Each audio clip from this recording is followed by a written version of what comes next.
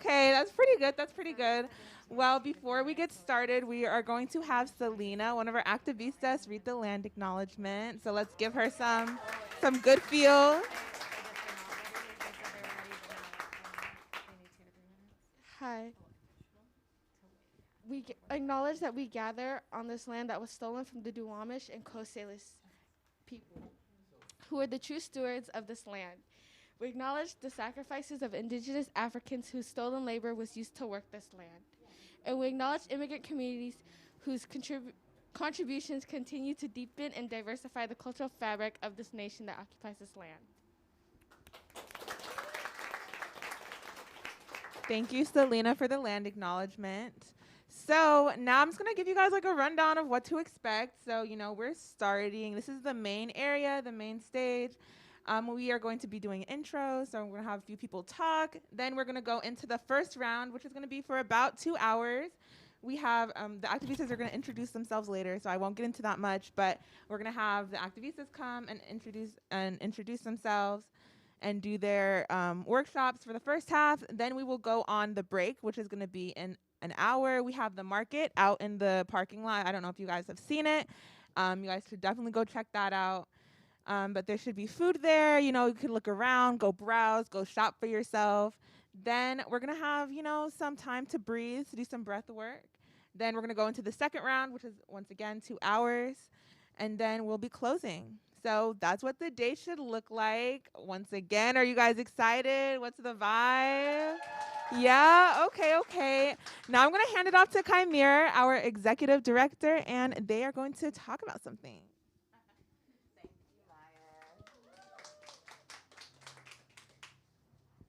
So I know that the program says that I'm going to do a whole keynote speech, but I'm really just going to say a few words because obviously we're all here for the activistas, so that's what we really want to center. Um, so yeah, I was first introduced to this program about 10 years ago when I first joined Powerful Voices. Of course, Powerful Voices is one of those organizations that you leave and then you come back and then you leave and you come back. We never truly leave. So I've had a long history with this organization and I've seen it grown over the years in so many different ways, and especially in terms of how our programs take shape, specifically in the ways that our young folks' dreams and ambitions and visions for the future are reflected in programs like Activistas and Girlvolution. I had the privilege of witnessing the innate brilliance of those first young folks that I got to witness, which was one of the first Girlvolution conferences that we ever produced. And I was really blown away, as I know that all of you will be as well once you witness these young folks and what they have to say today. I just really want to point out the fact that there's reverence for the kind of work that these young folks do, the workshops that they put together. And, so much so that even some of the workshops that previous activistas have produced have been featured in other people's programs, other curriculums. Organizations who do similar work have really benefited from the work that, these young folks who are in high school, are doing. And so that should tell you the depth and the impact that these young people can have. After they've only been together for a few weeks or a couple of months, that impact really is lasting and it extends even beyond a simple cohort. And so, that's something that I really want to sink in for folks, that this is, that we may be having this Girlvolution conference today, but it's not going to be the last time that you hear from these young folks. It's not going to be the last time that you get to witness them in what they do.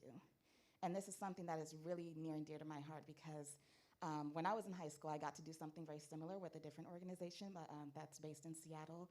And, I was nervous too. When I led my first workshop, I was terrified. I was a very shy child. And so to break out of my shell and to be in a room full of people, who are looking at me the way y'all are looking at me, I was, that was a lot for me to grow into, but I did that because I had the support that I needed, by people like our adult allies who are just incredible mentors to our young activistas. And, that really is I would say like the benefit of, this kind of work that we do, because that really laid the groundwork for where I am today as executive director.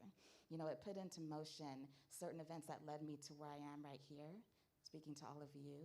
And, for that reason alone, I wouldn't be surprised if any one of these young folks were in my position one day. And I hope to see, one of these young folks in my position one day, really embodying the kind of leadership that you're going to be demonstrating today here.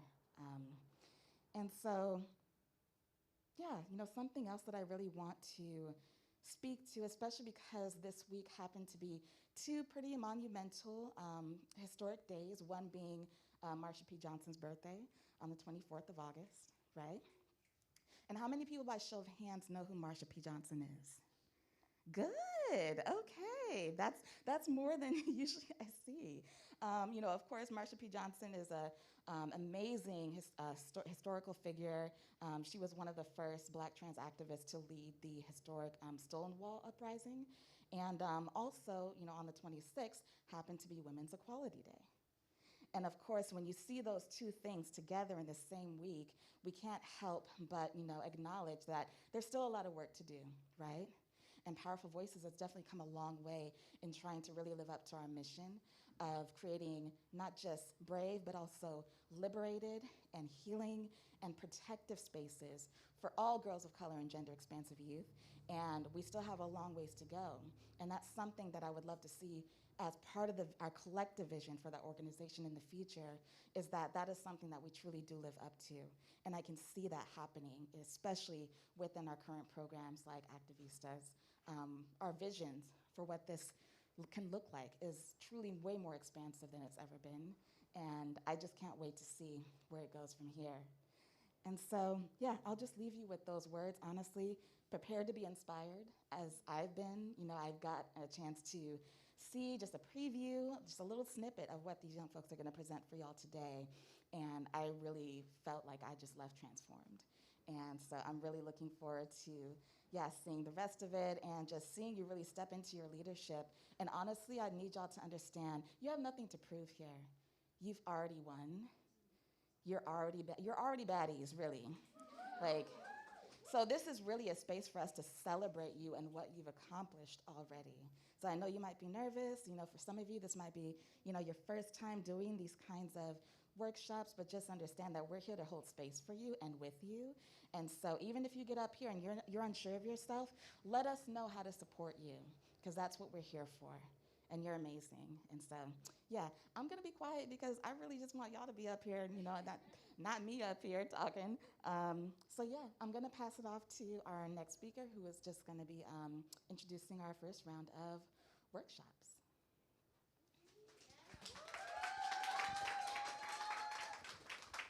Hi guys, welcome to Girlvolution. My name is Ismahan. I use she, her pronouns. I'm 15 and my workshop topic is youth incarceration. Hi, my name is Sarah. My pronouns are she, her. I'm 16 and my workshop topic is going to be about race and education. Hi, my name is Selena. I'm 16. My pronouns are she, her, and my topic is about foster care, BIPOC youth in the foster care. All right, give it up for the topics. All right, so I just want to tell you guys, welcome to Girlvolution. We're really excited to be here. We've been working really hard, wanted to show off our presentations, working closely with our allies and what we've been working on. And we just can't wait to share with you guys what we've been working on. And I'm going to go ahead and start introducing the Activistas. All right, we have Activista Aiden, whose topic is fast fashion.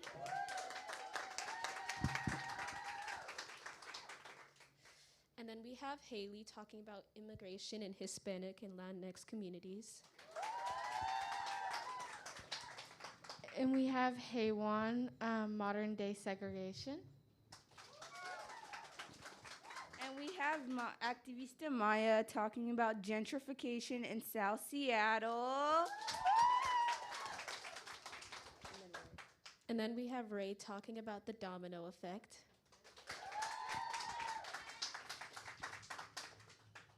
And then we have Cyan, the anti-colonial revolution.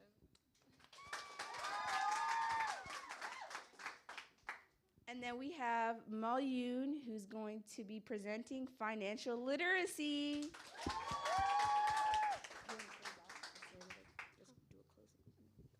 So that's basically everyone who's going to be presenting today. I really hope you guys enjoy the workshops because we worked hard to make them, and we're really excited for all of you guys to see it.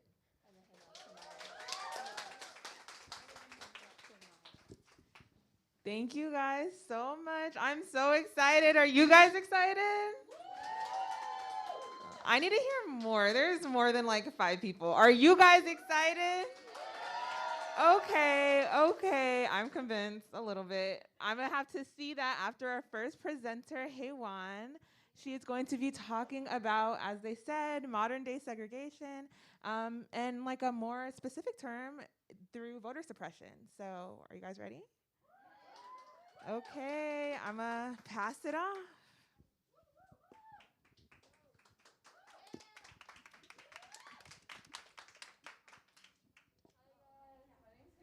I use she, her pronouns. I'm 17 years old and very excited to participate in Girlvolution today and get the opportunity to discuss a topic I'm very passionate about. Black voter suppression has always existed in this country, yet its modern day impacts have only been widely discussed since the 2016 election. I feel called to this topic as it is not only very relevant with midterm elections coming up, but its impacts are not only felt in states like Kansas and Georgia, but here too. Having a say in our democracy is the only way we can collectively address the issues we see in our communities. People deserve to be fairly represented by their governments and deserve to have a say in the issues that have direct impacts on their livelihoods.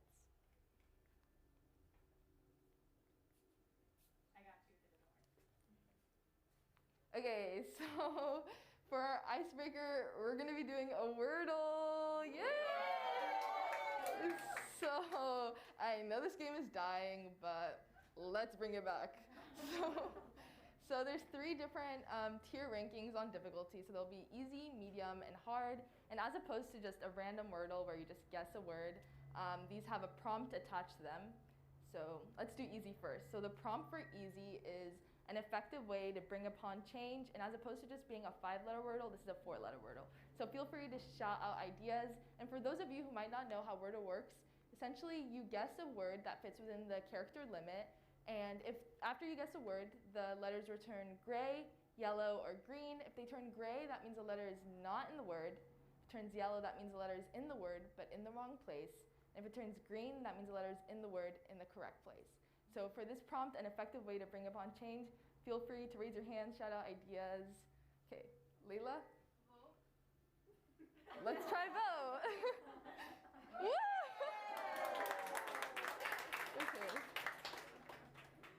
Okay, it gets harder, I swear. Okay, so the prompt for medium is a form of disenfranchisement that hinders 1 in 13 Black individuals from voting, and this is a 6-letter word. So this one's a little bit harder. You might not be able to guess directly at the word, so feel free to guess any 6-letter word and narrow it down from the colors of the letters.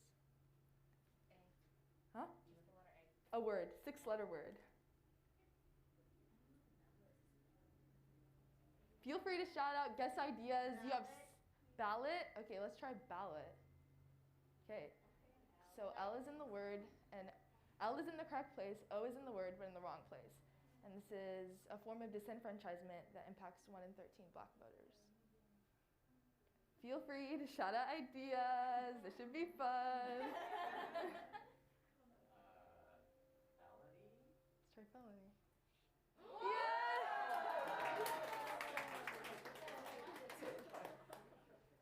Okay.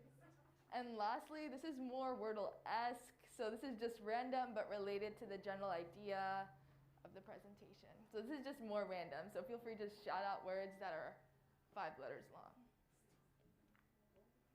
So this is just random but loosely related. Yeah? Elect? Elect. Let's try elect. Oh. Okay. So T is in the L is in the letter but in the wrong place. Shout out some words. Thinking.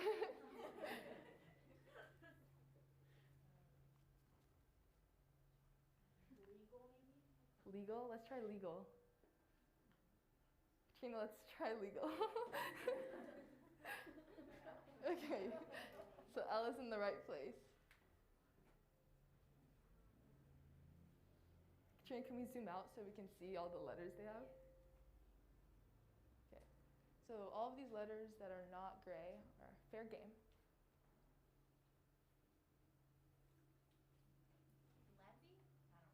Levy? I don't know. Levy. I don't know if that's a.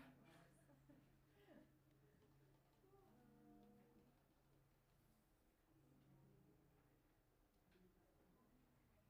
Another good tactic is to just try and eliminate these letters. So as opposed to focusing on the L, guess a word with these letters to see whether they turn gray, yellow, or green. Cyan? Happy. Happy? Let's try happy.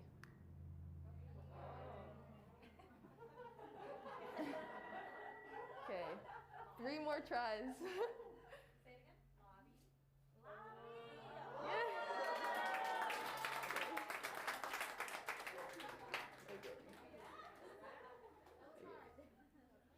Okay. My purpose for sharing about this topic today is to spread information about a well-hidden phenomenon that's threatening our country's democratic system, and to bring awareness to steps we can all take to play a part in bringing upon change. Some learning objectives I have for y'all today are to understand some of the ways in which Black voter suppression is happening today, to recognize how they mirror previous Jim Crow efforts, and to notice some prominent figures who have led the cause. Many new songs and albums have been released throughout the duration of summer 2022. Yet one album remains triumphant in capturing the attention of its audience, speaking to the souls of its listeners, and truly reuniting the once-a-miss fan base. That album, ladies and gentlemen, is the one and only Renaissance by Beyonce, sending all 16 songs to the Billboard 100 and amassing 180 million streams in only 1 week. But let me not ramble on about my undying love for Beyonce and talk about one truly iconic song of hers, Formation. Although it can be debated what the true intention behind the lyrics, "Okay ladies, now let's get into formation" are, the impact is still the same. She is clearly talking about voting. Okay ladies, now let's get into formation in these poll lines. Has a clear ring to it in my opinion. Anyways, today let's explore the nuanced issue of voting. More specifically, the difficulty to vote for many minorities, but most especially African Americans, whose efforts to get into formation in these poll lines have been continuously suppressed and even at times denied. Okay, so today's discussion will take part in 2 different parts. So we'll be talking about Black voter suppression, a history, and Black voter suppression, the present.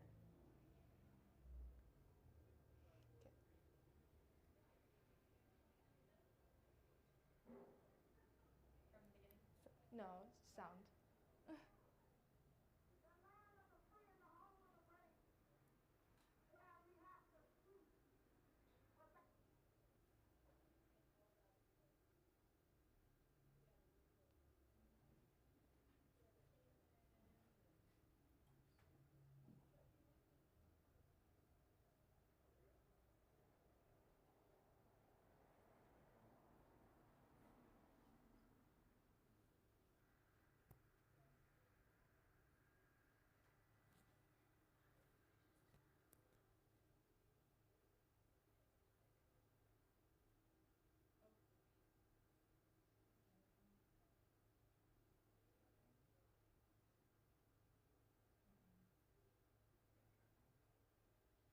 For the hook, because our lives be threatened daily, because we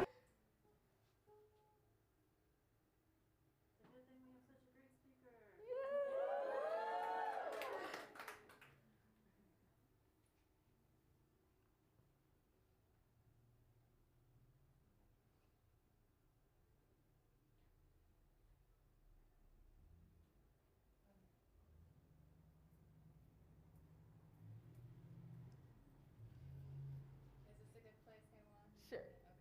because our lives be threatened daily, because we want to live as decent human beings. Okay.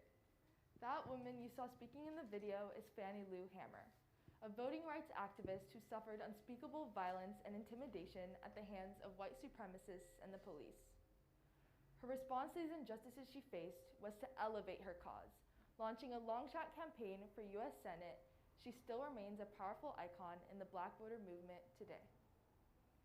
Black voter suppression is intentional and goes as far back as 1776, when this nation's founding fathers limited the right to vote for only white men who were over the age of 21 and owned land, a group that made up 10 to 20% of the population.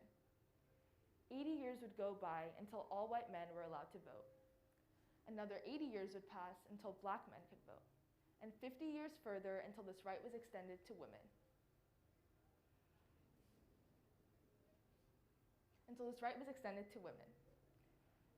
Following the ratification of the 15th Amendment in 1870, which barred states from depriving the rights of citizens to vote on the basis of race, Southern states began enacting a wide variety of measures such as literacy tests, poll taxes, grandfather clauses, intimidation, and fraud to limit African Americans from going to the polls. With the intention of maintaining white supremacy in the electoral process, legislators found loopholes in the 15th Amendment to find methods to disenfranchise black voters, without explicitly characterizing them on the basis of race. One method they did this was through literacy laws. Anti-literacy laws that existed in many southern states made it illegal to teach enslaved people how to read. In 1800, according to the U.S. Bureau of Census, 76% of Southern African Americans were illiterate, a rate of 55% points higher than that for Southern white people. In 1900, 50% of voting-age black men could not read, as opposed to 12% of voting-age white men. These disparities made literacy tests one of the most effective methods of suppressing the black vote. Furthermore, voting clerks who were always white could either pass or fail an individual at their own discretion on the basis of race. Additionally, 11 states in the South had poll taxes that required citizens to pay them before being allowed to vote. These poll taxes, which were $1 to $2 per year, disproportionately impacted black registered voters. In Georgia, which implemented a cumulative poll tax in 1877 that required citizens to pay back taxes before being allowed to vote, black voter turnout went down 50%. These discriminatory laws kept African Americans from the polls until finally the Voting Rights Act of 1965 was passed. But protecting voting access has been a continuous struggle ever since. Now let's talk about black voter suppression, the present. State officials to take control of election management from local and county election boards. It also adds new voter ID requirements, severely limits mail ballot drop boxes, and rejects ballots cast in the wrong precinct. One provision would even make it a crime to hand out food or water to voters waiting in line at polling places. Voting rights experts say the bill is specifically designed to make it harder for African Americans to vote. Governor Kemp signed the bill in private, surrounded by 6 white men. Voting should be as easy and accessible as possible. And in many cases, it is, but only for a certain group of people. In recent years, more than 400 anti-voter bills have been introduced in 48 states. These bills erect unnecessary barriers to register to vote, vote by mail, or vote in person. The result is a severely compromised democracy that does not reflect the will of its people. Restricting the terms and the requirements for voting is one of the most common forms of voter suppression. Restrictions can include requiring documents to prove citizenship or identification, creating numerous obstacles for voter registration drives, or even limiting the window of time in which voters can vote. Politicians often cite unfounded claims of voter fraud to try and justify these registration restrictions. In 2011, Kansas Secretary of State Chris Kobach championed a law that required Kansans to show proof of citizenship for being allowed to register to vote. Because the average person doesn't carry around the documents needed to prove citizenship, like a passport or a birth certificate, this law had the effect of depriving 30,000 Kansans from being allowed to vote. Furthermore, some states are discouraging voter participation by imposing arbitrary requirements and harsh penalties for poll workers and voters who violate these rules. In Georgia, lawmakers have made it a crime to provide food or water for voters standing in lines that are notoriously long in Georgia, especially for communities of color. In Texas, people have been arrested and given outrageous sentences for what at most amount to some innocent mistakes in the voting process.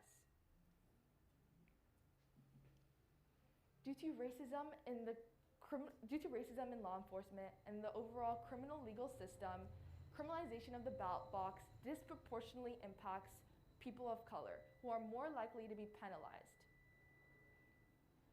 This form of voter suppression aims to instill fear in communities of color and suppress their voice in this democratic process.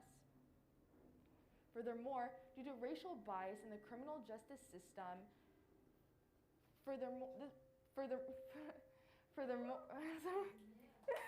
a felony conviction comes with many drastic consequences, one of which is the loss of the right to vote.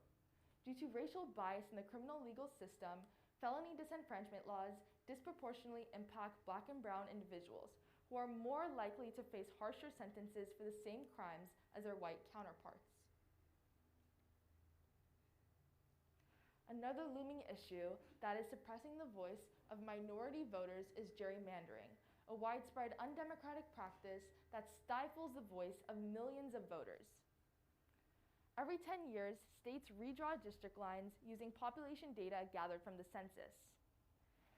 District lines are used to allocate representation in Congress and state legislators. When done properly, redrawn district lines are meant to reflect population changes and racial diversity.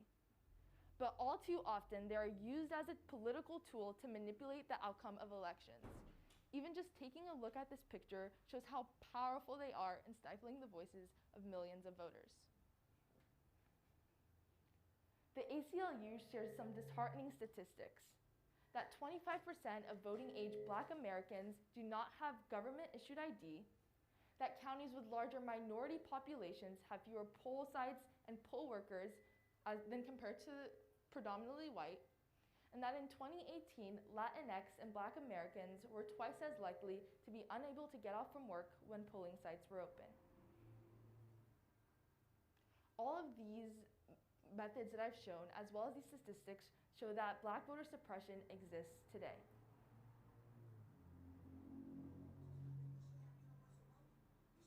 Same-day registration.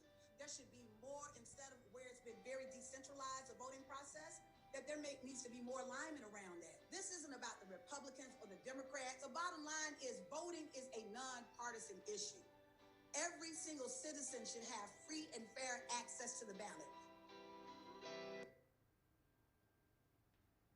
If you agree with what Latasha Brown stated in the previous video, co-founder of Black Voters Matter, watching this presentation was merely the first step. We can only be a part of the solution when we rally together to fight for the same cause. On a personal level, it is important to register to vote early and double-check your voting status to reduce chance of confusion. Furthermore, it is important to know your rights and to know the facts due to much of the misinformation tied to voting, more specifically about fraud, as this is especially important as BIPOC voters. Finally, it is also wise to make a plan to vote ahead of time, not only for yourself, but also for your loved ones. On a community, you can choose to volunteer with both local and national orgs to have hands-on efforts on being a part of a solution. And lastly, on a national level, it is just as crucial that you urge your representatives to pass pro-voter legislation, like the John Lewis Voting Advancement Act and the For the People Act. Feel free to scan this QR code above, and it's just a resource list to get access to more information about Black voter suppression, get access to organizations that you can join or be a part of, and to get access to anti-voter suppression funds that you can feel free to donate to.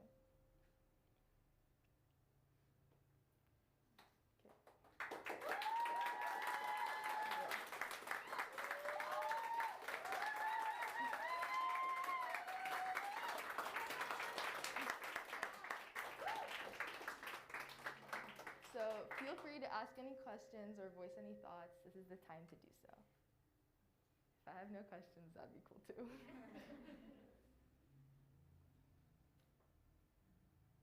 Okay, great. Yay! Good job, Hannah. That was great. Hey y'all, so how do you feel after the first presentation? That was so good. You did such a great job, Haywan. I feel so informed, and I cannot wait to hear more information throughout the day. So, since nobody had questions, I'm gonna ask y'all some questions, okay? What did you learn from the presentation? Shout it out, raise your hand, whatever. Let me just hear one thing. Yes? 1 in 13 black people are like prevented by voting due to like felonies, which is like through the unjust policing system. Yeah, okay. So we see that, like Cyan said, we see that, there's connections with the systems and how they are oppressing the black community. What else? What else did you guys learn?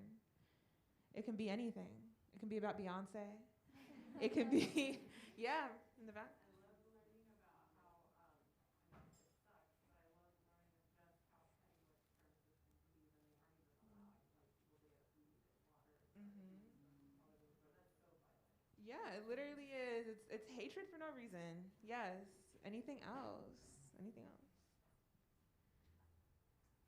Yeah, Yuna. I was just thinking about how, like, we need to even give people, like, voting is such a huge part of being a participant in this country, and so, like, we really need to try to create, like make voting like a holiday. Yeah. We need to give people access to even just go to the voting polls, because already there's, like, not enough systems in place to, like, support people to stand in line for hours and hours, and it feels like it's an all-day thing to just do your vote. So if they're not going to, like, make it easy for us, we need to, like, push for it for them to give us time. Exactly. We really need to prioritize it. Yes, one more. It just made me think more about how, like, yes, like, giving people access to voting is important, but also giving people access, like, the opportunities for vote for people who look like them. Yeah. And, like, build legislation that empowers them and isn't, like, somebody who, it's not like picking the lesser of two evils, you know? Yeah, exactly. We need to see more faces like ours in these, that are in places that have a big impact on us. I agree. Also, okay, we're gonna go to our next presentation. We have Ray with the domino effect. I wanted to say real quick, when you hear something you like, give it a snap. I heard you guys doing it the first presentation, but just a reminder, give it a snap. If we have more technical errors, little hand rub. Okay? Hey, Maya, we're gonna reconfigure the seats for Yeah. the presentation, so if people actually want to, like, Okay. do a quick bathroom break while we reconfigure. Okay, well, on that note, there's muffins outside. Oh, I'm sorry. Be back in like 5. You did amazing. That was such a wonderful presentation.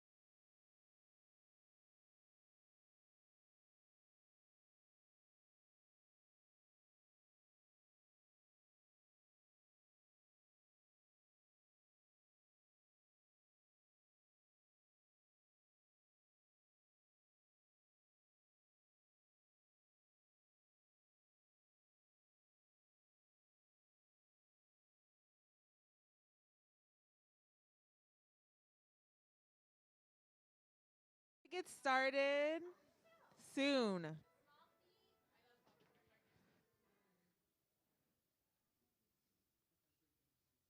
Oh, can everybody please be seated? Please.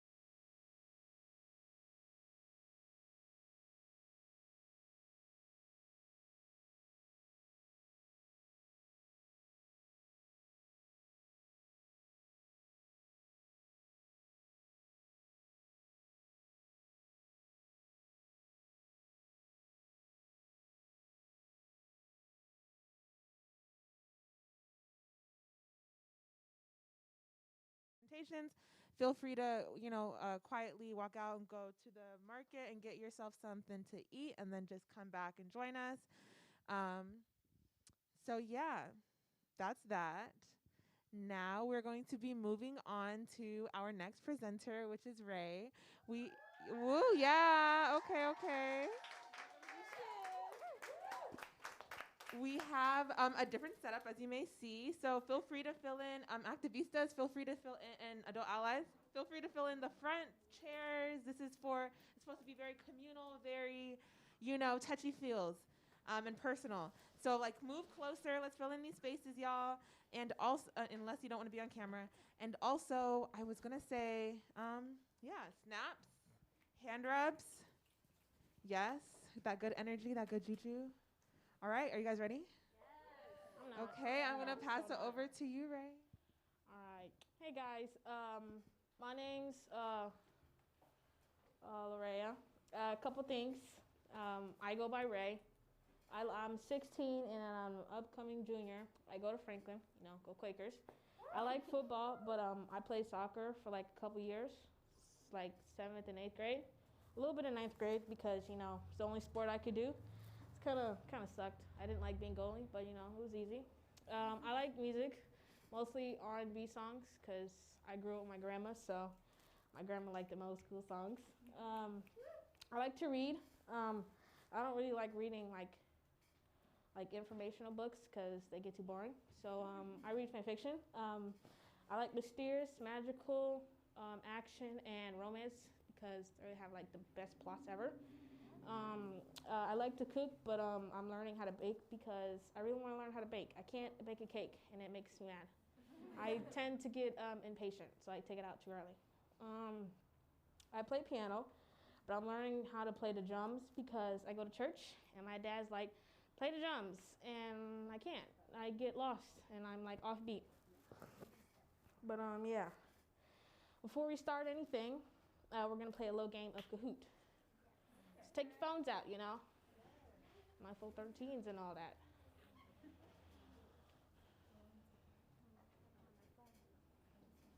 I'm hot.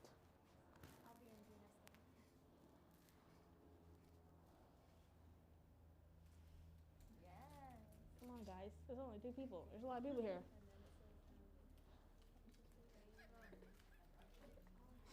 I want a clicker. Do we have a clicker? Do we have a clicker? No?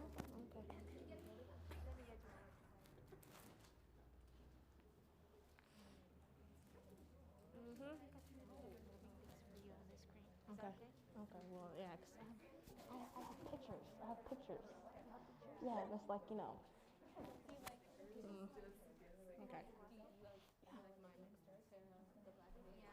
Yes, I know. Come on, guys. Need a couple more people. Do you like the emoji I did at the end of my name? Did you start the time? You can't even see. Okay. All right. Oh, yes. Come on. Come on. 3 more people. I'll take 20. That's fine. I'll take 20. No, no, don't quit. Don't do that. Don't do that. Okay. One more. Smiley face. All right. I love it. All right. Okay, we're going to start now.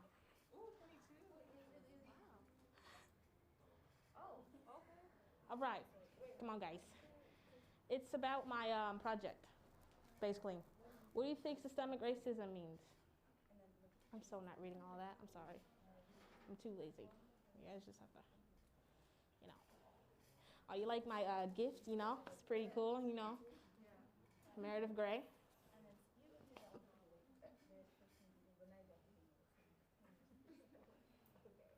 If you still want to join, the game pin's at the bottom. Oh my gosh, you guys said all above? I'm kidding, I'm kidding. Systemic racism means it's a form of racism that's embedded in the laws and regulations of the society. Who's in first place? Oh. Denise.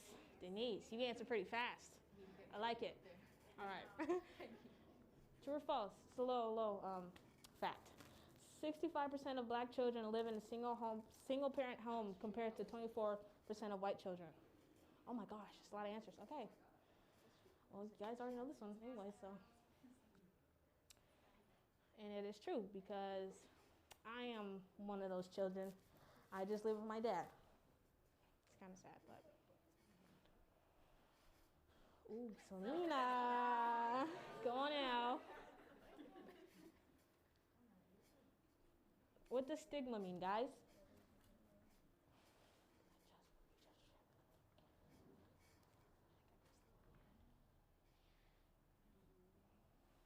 You guys got 10 seconds.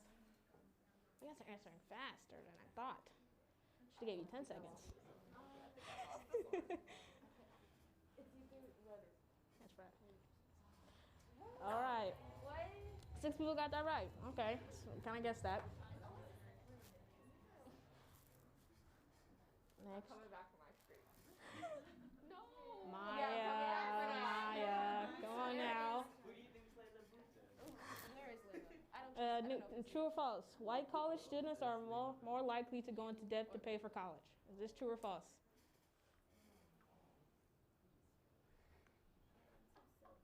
Woo, all right. Okay, you guys are right because it's black college students are more likely to go into debt to pay for college. You guys are getting smarter than I thought. Come on, Maya. 4 in a row. I like it. Don't lose it. What does complex PTSD mean? I learned something new, so if you guys get this wrong, you know, no hard feelings.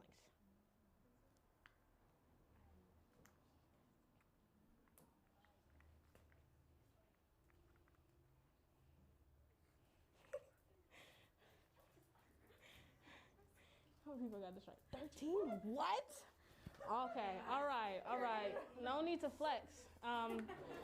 Complex PTSD means a condition that results from chronic or long-term exposure to emotional trauma. You guys are smart, really. I wouldn't have got that right. Wait. Okay, so this next question, this determines who's who in the zoo because this is the last question, but like I need to see, you know, the energy. All right. It's true or false, you know? It's double points too. Superman is better than Batman. Come on. I gave y'all 10 seconds. Y'all don't need all that time to think. Come on. If I see a false, you guys are, oh. Come on. Oh my gosh. No. Batman sucks. He's trash. I don't know what you guys are thinking. Who got it wrong? I want to see who got it wrong. All right, that was a little game. You see? Maya. Star Fruities. First place. Drum roll. Selena. All right, that was awesome. That was nice. All right, back to my little presentation.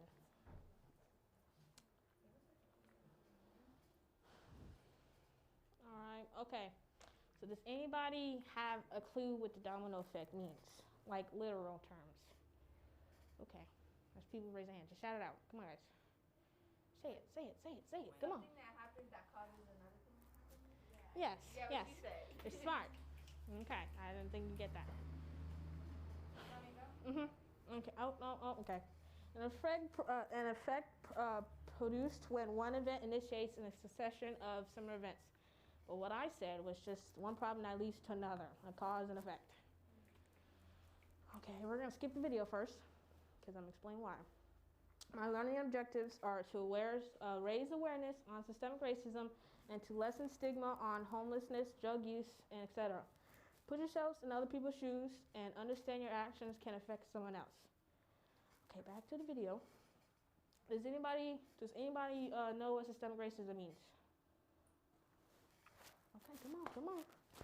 Racism built into like the system, so government and like racism. Yes. But this video goes into more depth of what systemic racism means. And so, This is Jamal. Jamal is a boy who lives in a poor neighborhood. He has a friend named Kevin who lives in a wealthy neighborhood. All of Jamal's neighbors are African American, and all of Kevin's neighbors are white. Because Jamal's school district is mostly funded by property taxes, his school is not very well funded. His classrooms are overcrowded, his teachers are underpaid, and he doesn't have access to high-quality tutors or extracurricular activities. Kevin's school district is also funded by property taxes, so his school is very well funded. His classrooms are never crowded, his teachers are very well paid, and he has access to high-quality tutors and lots of extracurricular activities. Kevin and Jamal live only a few streets away from each other. So how come they're growing up in such different worlds with such different opportunities for success? The answer has to do with America's history of systemic racism. To understand it better, let's look at what life was like for Kevin and Jamal's grandparents. Decades after the Civil War, many government agencies started to draw maps dividing cities into sections that were either desirable or undesirable for investment. This practice was called redlining, and it usually blocked off entire black neighborhoods from access to private and public investment. Banks and insurance companies used these maps for decades to deny black people loans and other services based purely on race. Historically speaking, owning a home and getting a college education is the easiest way for an American family to build wealth. But when Jamal's grandparents wanted to buy a house, the banks refused because they lived in a neighborhood that was redlined. So Jamal's grandparents were not able to buy a home, and because colleges could prevent them from attending through legal segregation, their options for higher education were really scarce. Kevin's grandparents, on the other hand, got a low-interest loan to buy their first house and got accepted into a handful of top universities, which traditionally only accepted white students. This opened up a wealth of opportunities that they were able to pass on to their kids and grandkids. Even as late as the 1980s, an investigation into the Atlanta real estate market showed that banks were more willing to lend to low-income white families than to middle or upper-income African-American families. As a result, today, for every $100 of wealth held by a white family, black families have $5.04. A 2017 study confirms that redlining is still affecting home values in major cities like Chicago today. This explains how Kevin and Jamal inherited vastly different circumstances. Unfortunately, the story doesn't end there. A big part of systemic racism is implicit bias. These are prejudices in society that people are not aware that they have. Let's go back to Kevin and Jamal. Against all odds, Jamal manages to be the only student from his high school to get accepted into a great university, the same one that Kevin and his high school friends are attending. But after Kevin and Jamal both graduate, Jamal notices that his resume isn't drawing as much interest as Kevin's, even though they graduated from the same program with the exact same GPA. Unfortunately for Jamal, studies show that resumes with white-sounding names get twice as many callbacks as identical resumes with black-sounding names. Implicit bias is one of the reasons why the black unemployment rate is twice the rate of white unemployment, even among college graduates today. You can see evidence of systemic racism in every area of life. The disparities in family wealth, incarceration rates, political representation, and education are all examples of systemic racism. Unfortunately, the biggest challenge with systemic racism is that there's no single person or entity responsible for it, which makes it very hard to solve. So what can you do? The first thing you can do is work towards becoming more aware of your own implicit biases. What are some prejudices that you might hold that you're not aware of? Second, let's acknowledge that the consequences of slavery and Jim Crow laws are still affecting access to opportunity today. As a result, we should support systemic changes that create more equal opportunities for everyone. Increasing public school funding and making it independent from property taxes would be a great start so that poor and wealthy districts can receive equal access to resources. Systemic problems require systemic solutions. Luckily, we're all part of the system, which means that we all have a role to play in making it better. Peace. Peace. That was a lot of information, but yes, snaps. Okay, what is a fact that you learned today from that video? That was a little sad. This one? I learned that per $100 that is like owned with white wealth, black people, like people of color have like $5.04. Yes. Anybody else? People in the back. In the back. Anybody in the back? Oh, okay. That people with like black sounding names, even like with the same degrees as white sounding names, they have like less callbacks, which is why there's a higher unemployment rate of black people. Yes, it's really sad. All right, next slide. Next one. All right, this is you could say a graph of unemployment rates from 2007 to 2019, well, 2020. And as you can see, black people, our percentage was going up. And but then it started going down, little bumps in the road. But then when COVID happened, the number shot up to 16.8%, which is a lot for black. And then for white people, it was going up, a little like us, little bumps in the road, but then it shot back up like us, but then it started going lower when COVID happened. And it's kind of, unfair because we stayed at 16.8% and they're at 12.4%. But life's not fair. So next slide. This is a graph of income. From 2002 and 2018, us black people have never been over 42K. 24.7K. And all these years, how many years is that? Like 15, whatever, 16? We've never been over 24.7K. White people, they've been 42.7K, which is quite a lot per year. And us black people, we have a lot of kids. And I don't know if you know this, but 24K is not a lot in a year. That's why a lot of kids struggle with like food and stuff and like clothes and all that. Next slide. Here's some facts that I read online that I'm going to share with you guys. In Washington alone, there are 3.9 people unemployed, but in numbers, it's 155,987. Families with children make up 30% of U.S. homelessness statistics. This percentage translates to 171,670 homeless individuals who belong in families with children. Individuals under 18 comprise 18.86% of total homelessness population in America. That corresponds to a total of 107,069 individuals. And that is a lot of homelessness youth. Like, it's crazy. You won't even know if your friends are homeless or not. Next slide, please. Okay, so this shows the domino effect in action.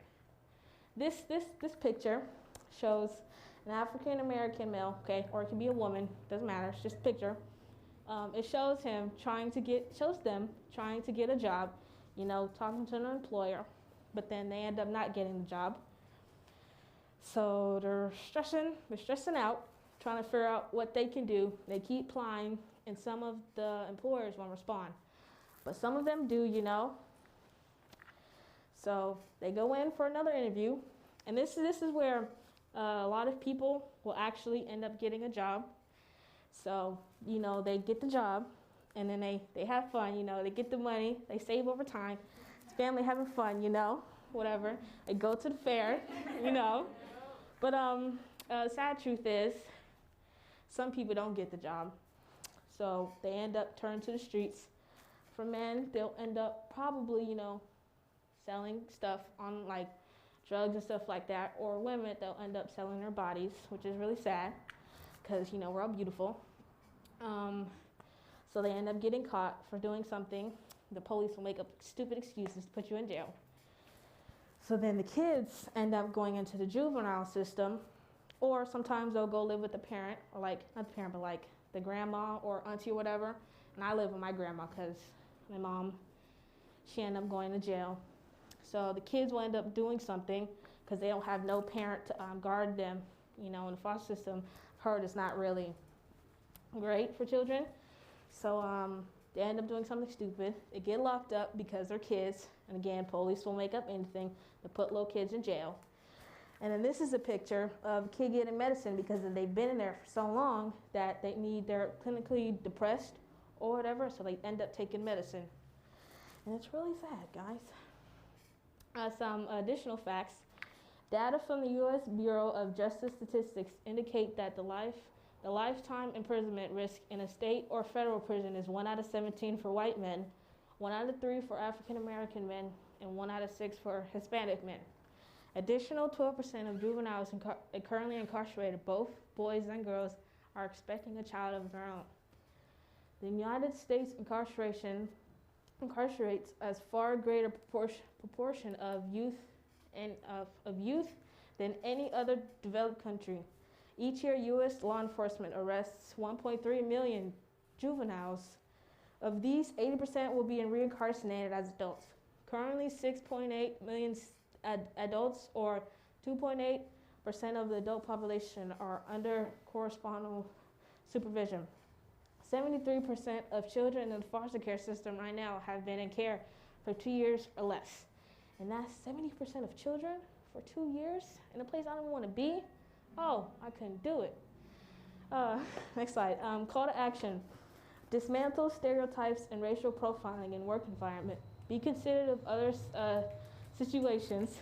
One theory, which my beautiful friend helped me with, is basically where you hire someone, like a white person and a person of color, so it will be like, equal in race and stuff like that. Define your organization commitments to diversity and inclusion, recognizing overlapping individuals and experiences. Expand our group to include BIPOC members of our, what does that say? I can't see it. It's really dark. Say it again. Congregations and organizations to ensure the voices and perspective of all considered in our work. And that concludes my presentation.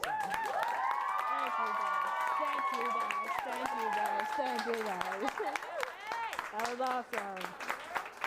I loved it. Any questions? Any input? Yes, Aiden, come on. I don't have a question, but I really like how you turn the percents into like numbers, because like when I hear like 18% of this, it feels small because 18% is. Come on, don't be scared. Because 18% feels small, but then when you put them in actual numbers and it goes like over 100,000, it just like puts in more perspective of like how important and big of an issue this is. So I really like how you turn the percentages into like, actual numbers that we can visualize. Thank you. Put hard work in it. Hey, Ray. Hi. First of all, I just want to say that you did an amazing job. I felt like you made this into like a very comfortable conversation over a really hard topic, but we really need to talk about it. Yes, we do. We need to talk about how we need to provide more support for Black and brown youth, and we also need to come to terms with the fact that like the prison industrial system is a system that people profit off of, and we need to like really do something about it. Yeah, so great job. Thank you guys. I like it. No more? That's it, guys? Thank you for listening.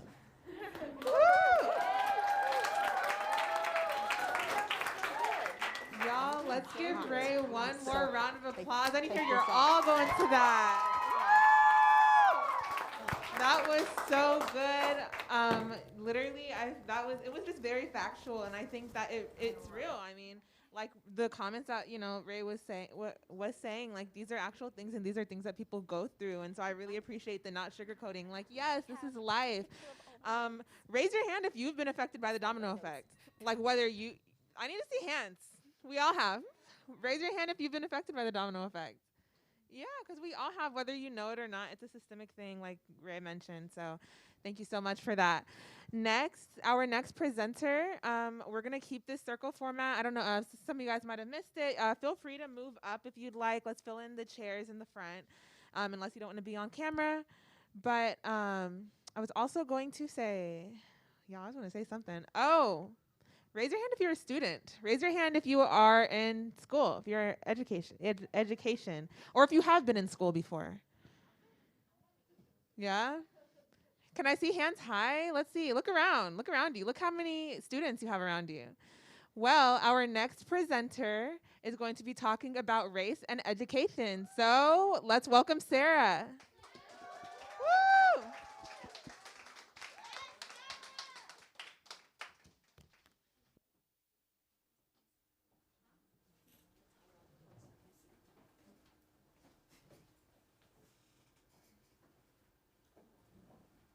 Wait, guys, just saying.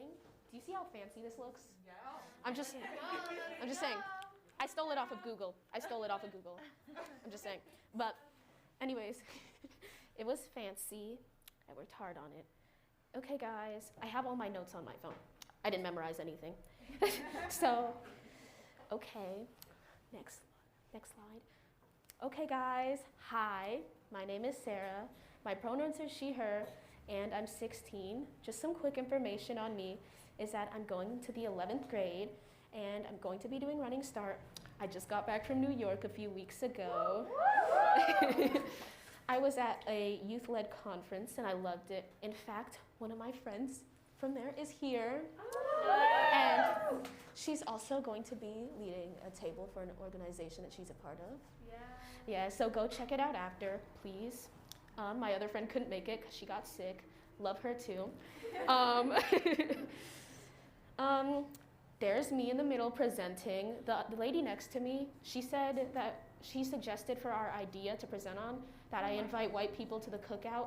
I didn't take that idea. That's why I had the mic. I fixed it. And then the picture on the far right is also me. People just took a picture of me. I'm sorry if they see this.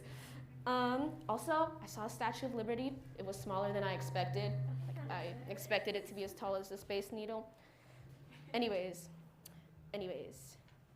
I'm also a future political science major. I want to be a lawyer, and I kind of want to be a politician, but that's controversial, and it would be for fun and to help, but for fun, also to help. So as you may have seen by the title slide, my presentation's about race and education. This is a topic that really hits home for me because due to things that systematically can't be helped, my family has been placed at a disadvantage when it comes to stuff like education. As for other people of color too, this workshop is going to involve a bit of conversation because I love conversation and discussion, and I'd also like to get to know you guys. So thank you all for being here, and I hope you enjoy this workshop. Next slide. So to start off, I'm forcing you guys to turn and talk and introduce yourself to your neighbor. What high school did you go to? That's what I really want to know. And did you enjoy it there? This is going to go on for about 3 minutes, so there's going to be a little more discussion, so I just want you guys to get to know each other. Also, I'm going to call on you because I'm curious about the high school. I'm curious.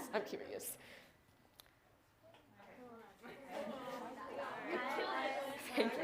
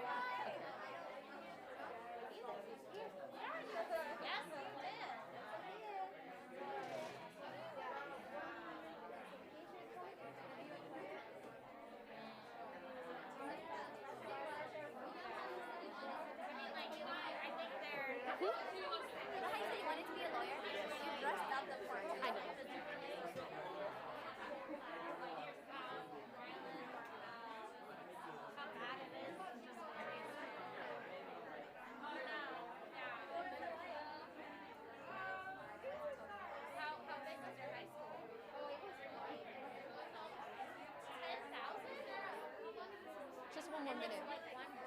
Oh, it's time. I don't know what to do. Or no, 20 minutes. 20 minutes. Oops. Okay. Okay.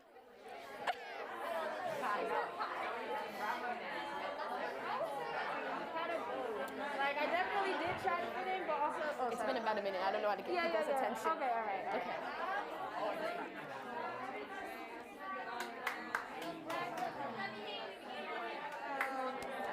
We can wrap this up, please, y'all.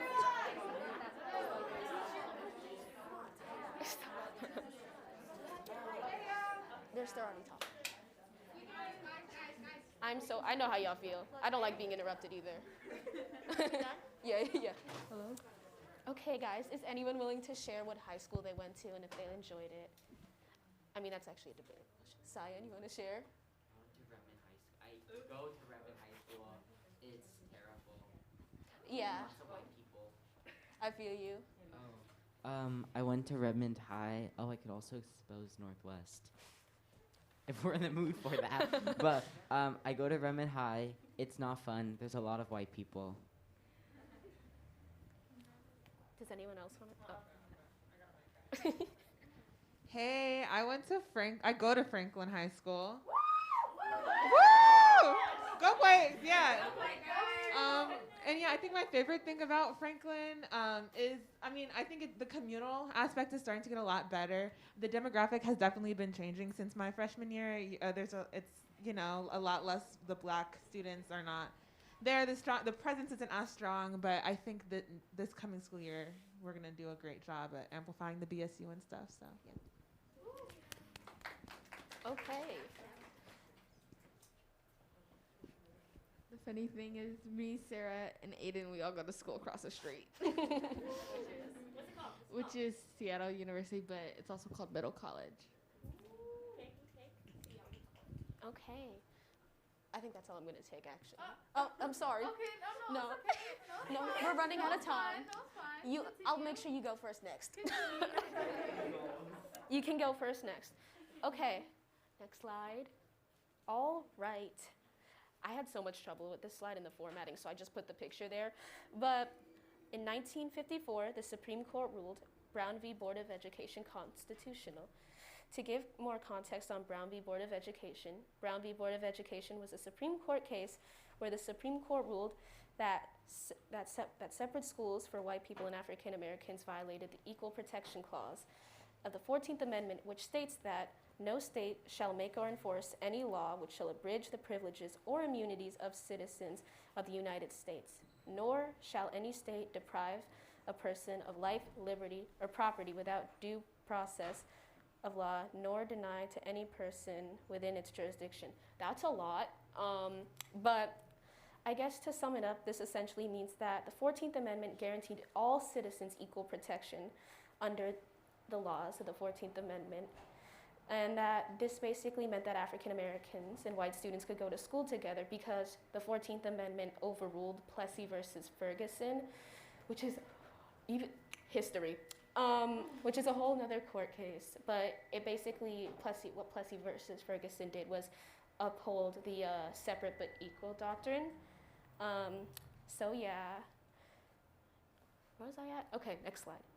So the academic or opportunity gap. First, I'm gonna show a video. Forgot you could put like the video actually on the thing, but I wanted to keep my fancy PowerPoint.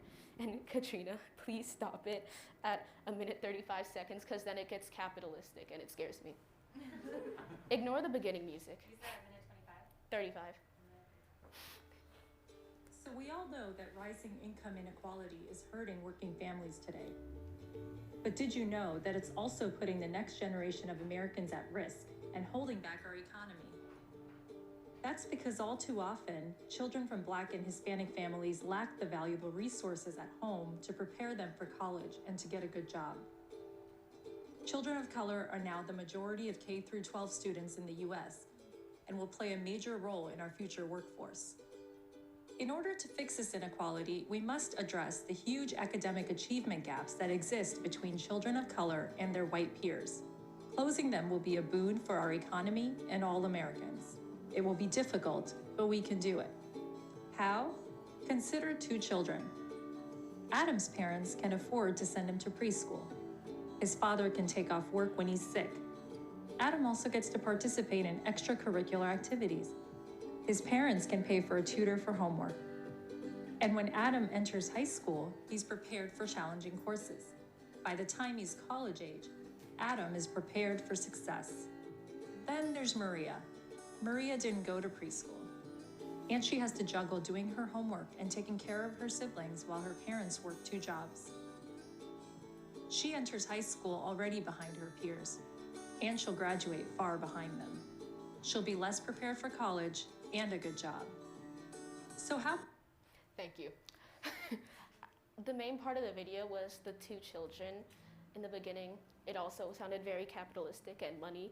Anyways, I don't know why I put turn and talk. This was just supposed to be like a shout out your answers. But what were your thoughts on the video? What emotions did you feel after watching it? And what did you learn? I think that I think that it's weird because like the reality of it is, you know, I don't know, because I personally could like relate to Maria. Like my parents, you know, they both work. Like, you know, I have a lot of siblings that I have to take care of and I have to watch, but I really like strive to like to be successful. And I think that like this video, it is accurate in that sense that like she's behind, but it's not. It's weird. There's so many problems systemically rooted in it. Like she's behind because like yes, like she missed a lot of opportunity, but it's also just like she's not getting that help and she's not getting that like support in the education system. Like it's supposed to be there to support her and it's not, you know, like it's not fulfilling its duties and stuff.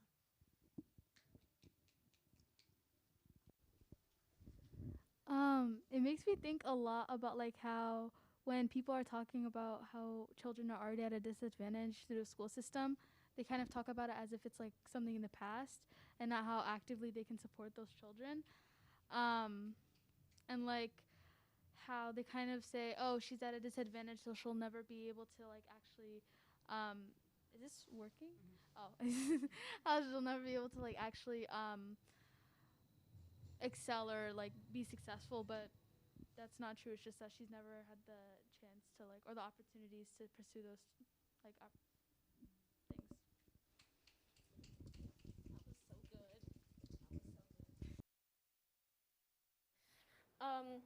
Definitely. I agree. I feel like there's a lot also specifically Seattle public schools can improve on when it comes to providing resources and support to disadvantaged students and students of color, but they don't. I'm not going to bash SPS on here, but I'm going to start off with a statistic.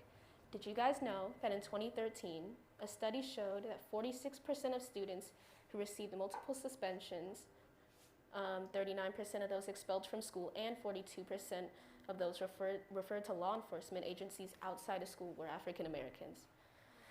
As you can see, the achievement/opportunity gap doesn't just start in school. I'm pretty sure Ray touched up a bit on this with systemic racism, but it also starts outside of school and before school because that's just how I guess our country has been set up. Not all students are able to afford going to expensive schools, nor do they live in the vicinity of the better schools around them. Sometimes people have to lie about their age, or to lie about their address so they can get a better opportunity at a different school. House Bill 2200 is a bill that makes it a misdemeanor to file a false address of a school district residency. This means that those who do try to send their kids to a better school outside their district can get in legal trouble. Next slide. Oh, anyway, next slide. Okay, Common Core. That's the next thing I'm going to talk about. Let me speak first, actually. Because when it comes to Common Core, I feel like some of us have heard of it, some of us haven't. But basically, it's something that's been adopted by a lot of states in the US, and it's not a curriculum. Common Core is a set of standards in English and math, I believe, for students K through 12. These standards were developed in 2009 and released in 2010. Somehow, most of the US picked this up to the point where 41 states in the US now follow Common Core standards. However, these standards assume that all students learn at the same pace, which is not true. Learning should be individualized for all students. Me personally, I'm more of a visual learner, and by seeing things, I'm able to learn better. Not in math, though. Not in math, though. However, some people may be able to learn better, like audibly or through other methods. And Common Core, like I said before, assumes that all students learn at the same pace. And also, if you teach Common Core in the wrong order, it can mess things up since these standards, they depend on your grade. And if you teach too much or too little, it can also affect the students. At the end of the day, when it comes to subjects like math, depending on the job you do in the future, you probably forgot some math skills you learned. I mean, be honest, how many of you guys know how to do long division? Or properly remember. No, be honest. Be honest. Where was I? Oh, okay. With Common Core, there's a high chance you'll probably forget what you learned, as we've seen, because I also forgot long division at some point. And the reason I feel like we forget these sometimes is because we have to make rooms for things like the Pythagorean theorem or quadratic formulas, which I still also don't remember. I believe there should be a more efficient method for students to get the knowledge they need. I don't think high expectations is always the key for success for students. Based off what we talked about, I believe that there's a lot SPS can do to change. Actually, can you skip ahead 2 slides? More. Okay. There's a lot of things we could do to help, I feel like, or things we could do to make it, I guess, better. And some of these methods include hiring more qualified teachers, funding disadvantaged schools more, so that these schools can get the resources and supplies that they need. Not only that, but providing disadvantaged students with the help they need and getting more resources. I just repeated myself. Anyways, sometimes to help get a quality education, I know me personally, students need to have some teachers or some mentors who look like them or have gone through the same struggles as them. And I feel like in SPS there's a lack thereof. And I guess this is the end of my workshop. I hope you were able to learn something. I hope you liked the whole discussion. I thought it was fun. And I also hope you were able to learn something about the person next to you. And then now it's like the next slide is questions, what you think, ideas, yeah.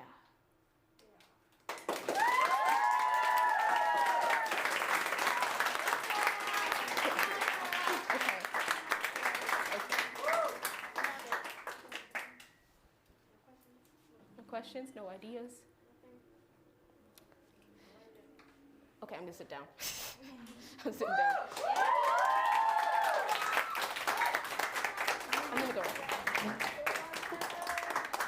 Thank you so much, Sarah. That was very good. I really liked the interactiveness and getting to turn and talk. That was beautiful, beautiful. Give it one more time for Sarah.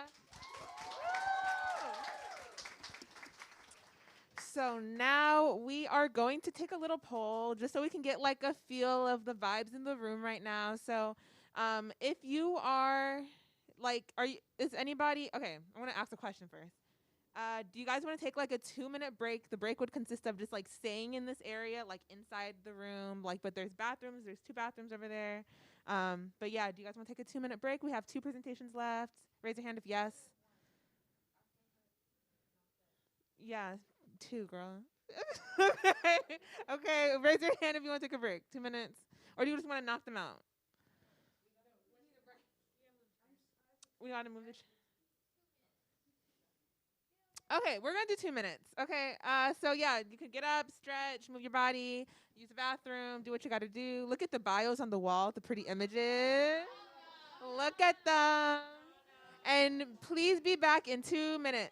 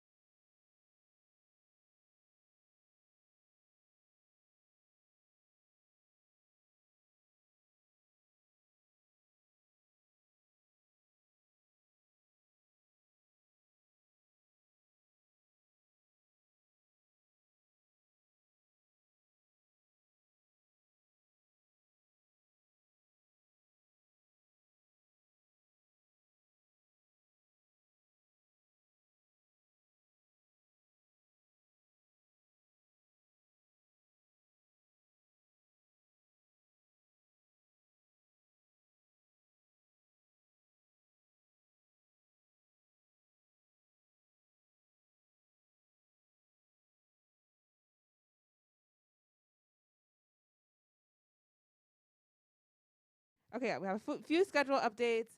So lunch is going to be from 1:30 to 2 instead of 12:30. Um, so we're gonna set up and stuff, and then let's see. Oh, and then we're also gonna have breath work out in the market with Aishay. Is that how you pronounce the name? Aishay. We're gonna have breath work, so some breathing exercises. Well, you don't have to be an activista to do the breathing exercises. Just breathing and getting that lung and the oxygen through your lungs and your body is important always. Yeah. So, and it's gonna be outside, by the way. So the food's gonna be in the market. The breath work's gonna be in the market. And yeah, just find some time and chill from 1:30 to 2 out there.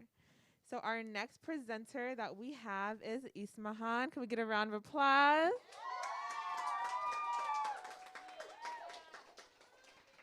She is going to be talking about youth incarceration.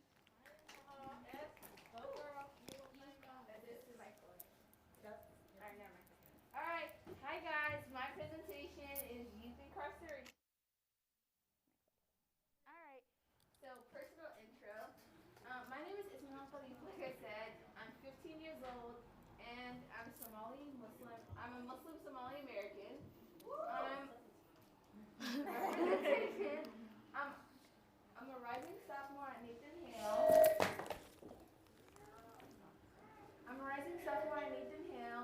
Outside of activities, I enjoy hanging out with my friends and family, cooking, baking, and trying new things.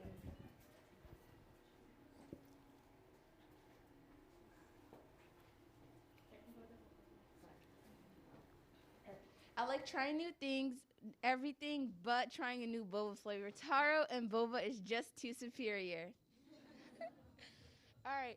I joined Activistas initially because I wanted something to do during the summer, just something to do throughout the summer, just like keep me occupied and stuff. And I was really afraid of not being accepted because it's like I thought it was like a program that you had to have a lot of experience and have experience in social justice and activism. So I was really nervous about getting accepted. But the wonderful program manager, Katrina, did accept me, and here I am. And I definitely learned a lot throughout the program, definitely matured, met a lot of people, and learned a lot more. And I'm grateful to be here, and I can't wait to present my presentation to you guys. My topic, as I said, is youth incarceration. And as a minor, I feel the need to advocate for kids my age and just the broken criminal legal system and how it treats them. All right.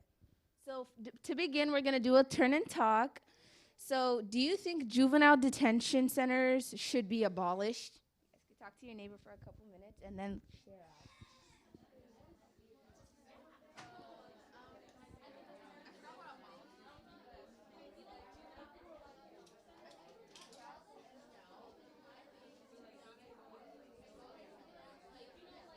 Kids, when they do stuff to get themselves into this.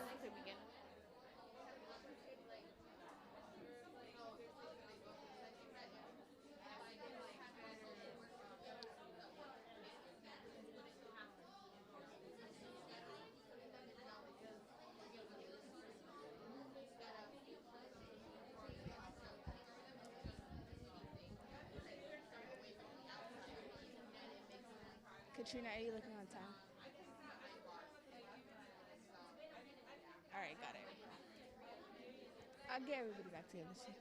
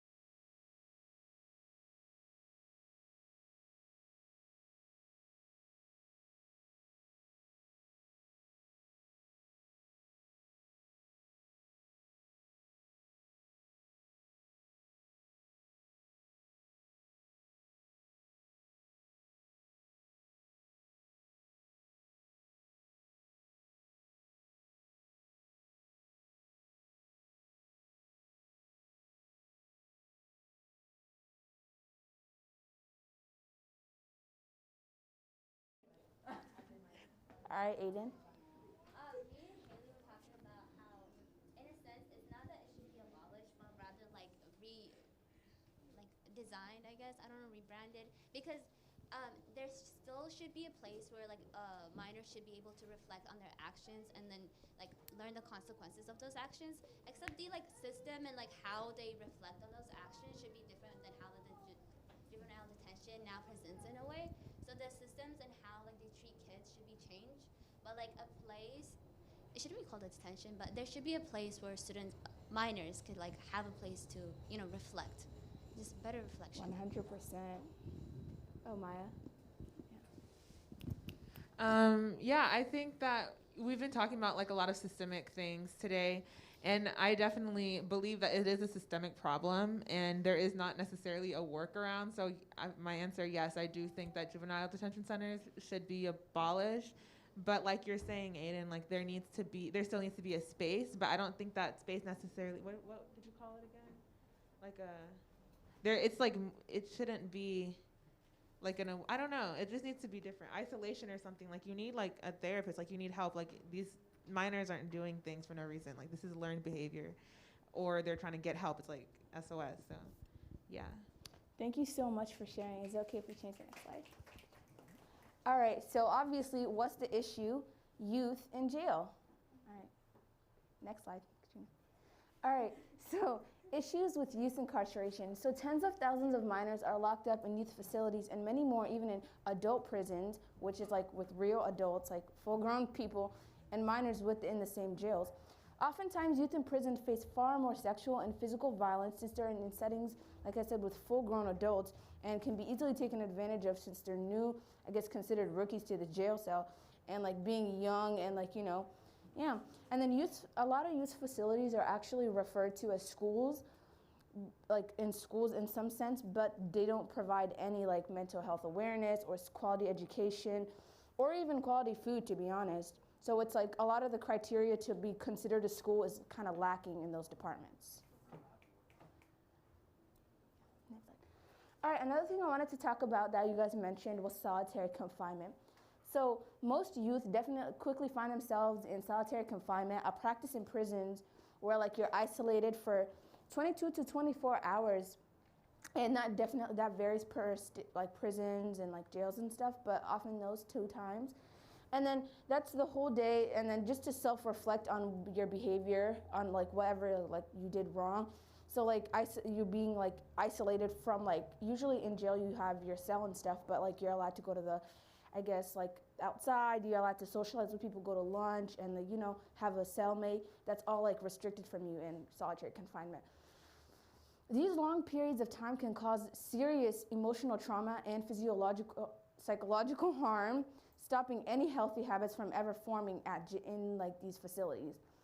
And minors locked in tiny rooms for absurd amounts of time in like traditional homes and like systems is considered child abuse, and is like people take legal action almost immediately because like it's not okay. But in these prisons, it's a practice. It's an accepted practice, which is not okay. Next slide, Katrina. All right. I also wanted to talk about injustices within the system. 1 in 10 youth are, like I just said, 1 in 10 youth are incarcerated in adult jails and prisons where they're forced to face greater safety risks. And something that's actually like related is like every state has the capacity to separate adults and minors, but they refuse to, providing their funding in other aspects of their state, which I definitely think they need to like provide more like, they need to provide more like, they need to provide like minors and different facilities if like we can't abolish it at all. And then according to the federal guidance the purpose of juvenile was to confine like chronic offenders and like people who are seriously violent and like that are a threat to society, like minors at that. But 4,000 youth are currently held in detention centers for low offenses, and 2,000 have been sentenced to serve actual time in these prisons and in these facilities. Yeah. Also, along with what we've been like talking about today, there's also racial disparities within the system. Black juveniles are 4 times more likely to be committed than white juveniles into these facilities. And the youth, black youth make up half of the, Black youth, black youth make up half of the half of the offenses in the United States. And then it's such a sad reality, but black youth of color are more likely to be arrested, detained, and confined rather than white youth, and more likely to be tried as adults. And a bit of a statistic here is per 100,000, 1,781 white juveniles were arrested, while black juveniles are arrested at a much higher rate, 4,566. So enough about like how bad the system is. So what are other options besides juvenile? Since Aiden talked about like having a different idea of like a different approach. So one is educational courses. 2 is community service in relation to the crime. And 3 is camps and retreats. All right, elaborating on my first other option. Enforcing prison education in schools at a young age is really important because I feel like you're learning the basics at just a young age, even elementary and middle school, learning what the system is and like offenses and stuff like that. And then resulting to like educational consequence like upon like a course or something. And these courses should include like different sentencing, how sentencing works, how the legal system works, how judges sentence, like how jail is like and how you're punished, and solitary confinement, and etc. Oftentimes, minors don't fully understand what they're getting into because you're just like, oh, I'm gonna go do this with my friends, and I'm not really thinking about the whole legal, like a legal perspective. All right, next one. Another I also mentioned community service in relation to the crime. So, providing community service punishments related to the crime is really helpful because I feel like opposed to like if you did something that has nothing to, like a crime, and your like punishment is to sweep the floor. I feel like that has nothing to do with like what you're doing. So I feel like that doesn't like really have a consequence there. But like for example, if like a minor vandalizes a property, which is pretty like if a minor vandalizes a property, having them clean that property, you know, and then like many others too, just practicing learning about that. Also having them work alongside peers, so it's not like an isolated space, much different than solitary and like isolated spaces where you're reflecting, so you're reflecting amongst others. And upon having done those, I feel like having the minors do like branch out and have like different like trying something new, maybe like, you know, having trying something new, maybe like food, like for example, like going to food banks and helping out farms, hospitals, and many others. And lastly, camps and retreats. I labeled it camps because it's just like the more like reasonable name, but I feel like you guys said earlier on in the turn and talk, definitely having another space for this. So like looking at troubled teen facilities that provide mental and physical help with non-judgmental doctors that help stabilize mentally unstable youth. And the purpose of building these facilities to be like dorm-like, not like so isolated and like, you know, like cell-based, more like so a community, having like well-paid people there that actually want to be there, and like having like people that are like well-staffed basically, and just like in like places that are like they're having counselors and therapists, so you're actually making improvements. And also like, yeah, trying out different camps if you want to like get a break from like reality and stuff, like going on wilderness camps and other ways have shown pretty good results. All right, so about the system, so sorry, how can we improve the system? So since we can't obviously abolish everything in like a snap of a finger, here are some ways that we can work towards. We can work towards abolishing solitary confinement for youth in prisons, because research shows that, like I said earlier, research shows that it's not helpful at all keeping youth, or even anybody, but specifically youth, in rooms for like isolated for absurd amounts of time. And then we can also work towards eliminating lengthy sentences, like having youth in prison for like a crime you did at 15 and you're getting to see the world at 35, like, you know, like unnecessary, very lengthy sentences. And improving like mental health awareness and education, and providing quality education and food and like a bunch of stuff in these facilities. Yeah, and then so I asked this question earlier, but so now upon like hearing my presentation and everything, do you guys think juvenile detention centers should be abolished? You guys could turn and talk.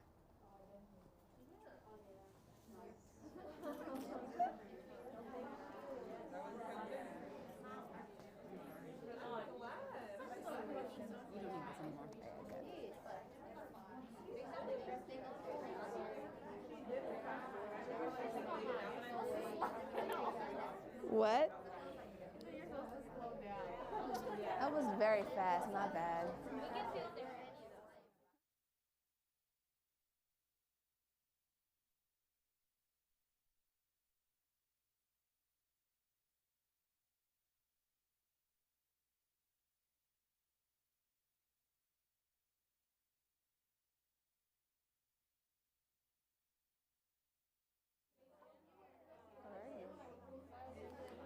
So what do you guys think? Do you guys think this should be abolished?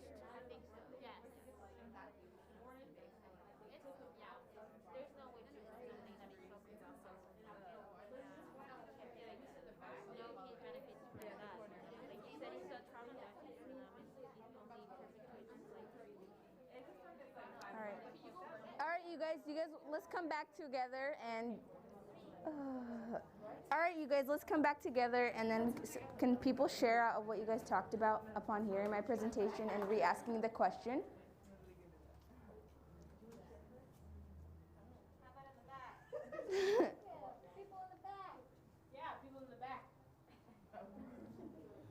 Hey, Juan.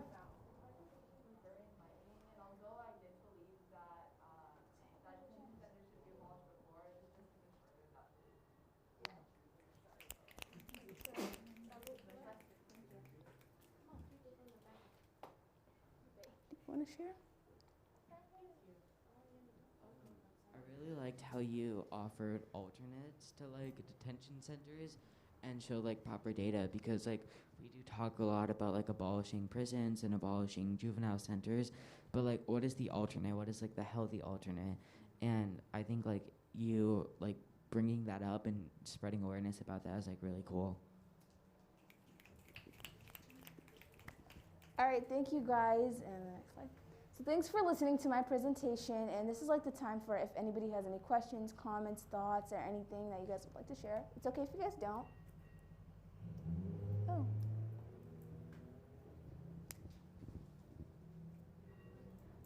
During the train and talk, me and my sister, we were basically just talking about how different the American prison system is from the Sweden one. The Swedish prison system, it kind of focuses more on like rehabilitation and like helping the prisoners and trying to get them to be better, while whereas the American prison system, it kind of focuses more on punishment, like punishing people for doing those things, and they don't really think about why they were doing those certain things. Like for example, Black people or like people of African American descent, they don't live in the best neighborhoods, right? They're poverty stricken and they live really differently than people in wealthier neighborhoods. And people in wealthier neighborhoods, they get better education, better tax money, So I feel like we should focus on where the problem starts instead of trying to fix the people that are making those mistakes. Yuna? I really liked how you highlighted just basically like, oh, okay. Hello. I just really liked how you highlighted kind of like the pipeline of where, and all the other presentations kind of highlighted the pipeline to how young people of color end up in the prison system. And I feel like throughout your presentation, you also showed how targeted it is. Like when we look at other countries that, you know, have systems like in Sweden, it's like they are like we can clearly see that there's a racial component and like how we need to be more aware of that and how yeah, again, like we need to work on abolishing this horrible system because it's targeting people and it continues the cycle of violence. So I just really appreciated that and you did such a great job. Thank you. All right, thank you so much for listening to my presentation, you guys. You did really well. Thank you so much. Yes, that was really good.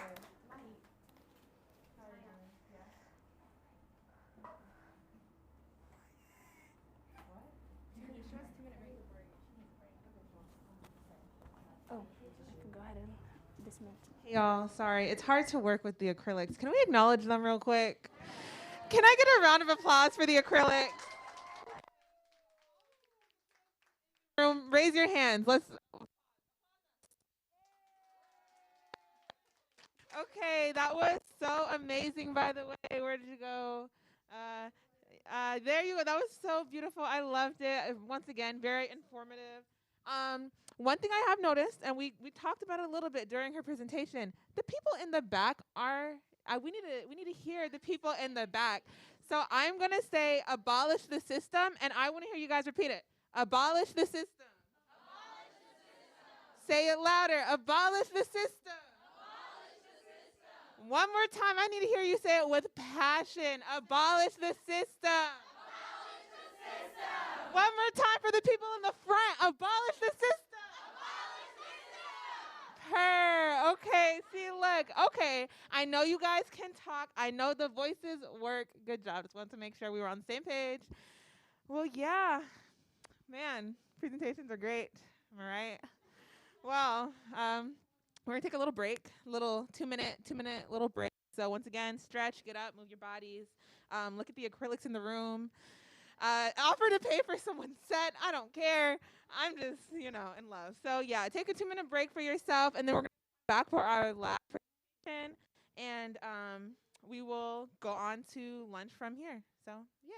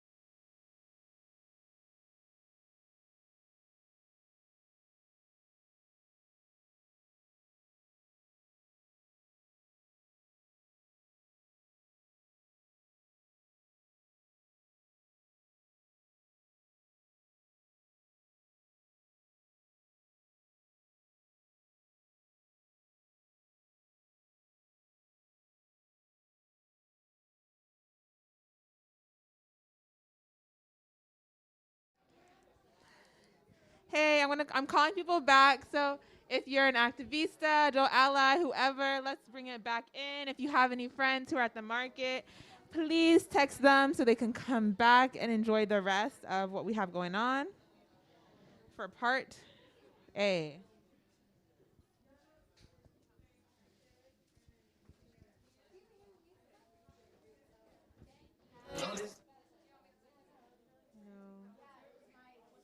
No. Oh, do you want? Oh, if you okay. Also, if you guys don't mind filling the front chairs, like getting closer, unless you don't want to be on camera, but let's try to make it as personal as we can. Get closer, fill in the spaces until people come back. I did say 2 minutes, so if you lose your seat, you lose your seat. Okay. Okay, we're going to get started now. So our last presenter for this round, we have Selena talking about the foster care system and how BIPOC youth are impacted by it. So let's give a round of applause for Selena. Okay, and I'll let you take it away. Wait, Katrina, did you delete it? No, like right now. Like.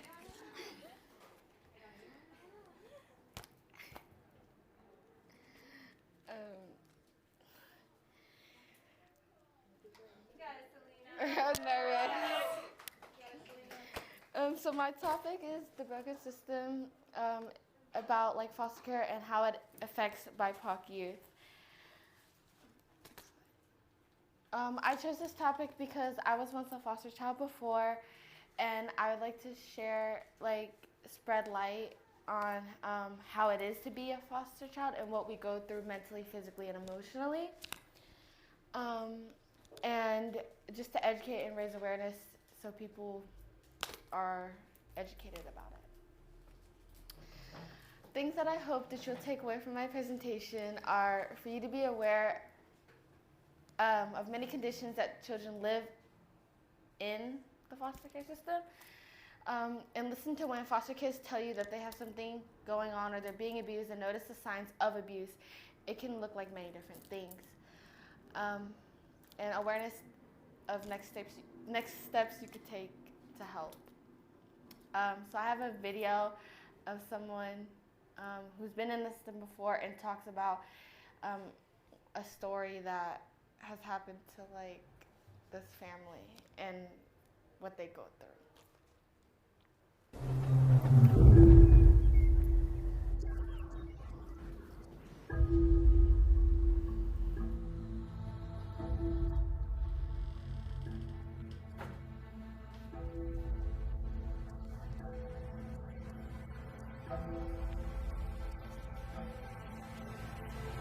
I was gonna say, what is that?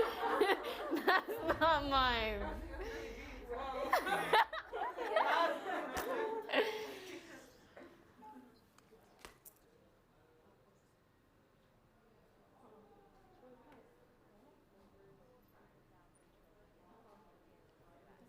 And while the pandemic has made life even more difficult, there are currently more than 400,000 children in foster care in the U.S. And while the pandemic has made life even more difficult for these vulnerable kids, many say the foster care system itself has been putting them at risk for decades. Children in foster care in the U.S. And while the pandemic has made life even more difficult for these vulnerable kids, many say the foster care system itself has been putting them at risk for decades.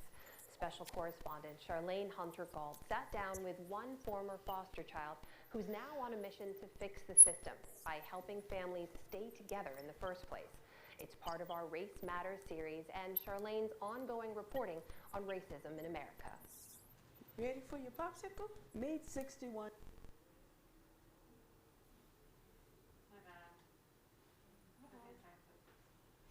Year-old Valencia Pope. Hold it right here. Her 6 grandchildren came to live with her after Child Protective Services removed the children from their parents due to neglect allegations. It was a lot to take on, but the grandmother never thought twice. Then, after a few months, and without warning, all 6 of the children were taken from her and put in a foster home. She was never given a specific reason. They told me, we're going to take the children.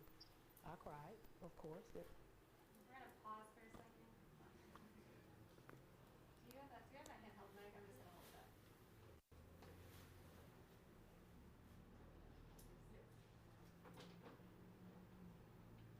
Matters series and Charlene's ongoing reporting on racism in America. Ready for your popsicle? Meet 61-year-old Valencia Polk. Hold it right here.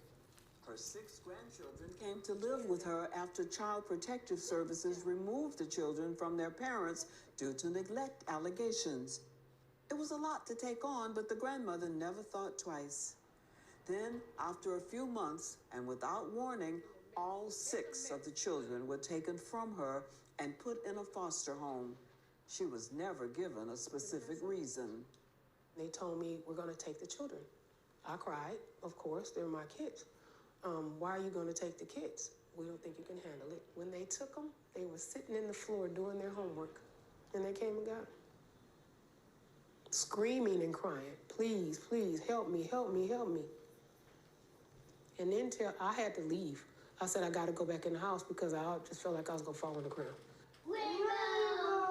Polk says the children were physically and verbally abused in foster care, adding they were dirty during supervised visits. The trauma led each of the children to start shutting down in different ways. 8-year-old BJ stopped doing his schoolwork. He told me out of his own mouth, he said, I don't want to do better until I go home. That's what he told me. So that's what I'm dealing with. The 3-year-old that's in there, the boy wouldn't say nothing. They thought he was deaf and dumb. They were teaching him sign language. I told him, I said, he's not deaf and dumb. You broke him. Then, just as suddenly as they were taken away, 3 of the children were given back to Polk, again without explanation. All this is avoidable trauma caused by a broken system, according to Sixto Council. It's cases like this one that led the 29-year-old former foster child to start a nonprofit called Think of Us.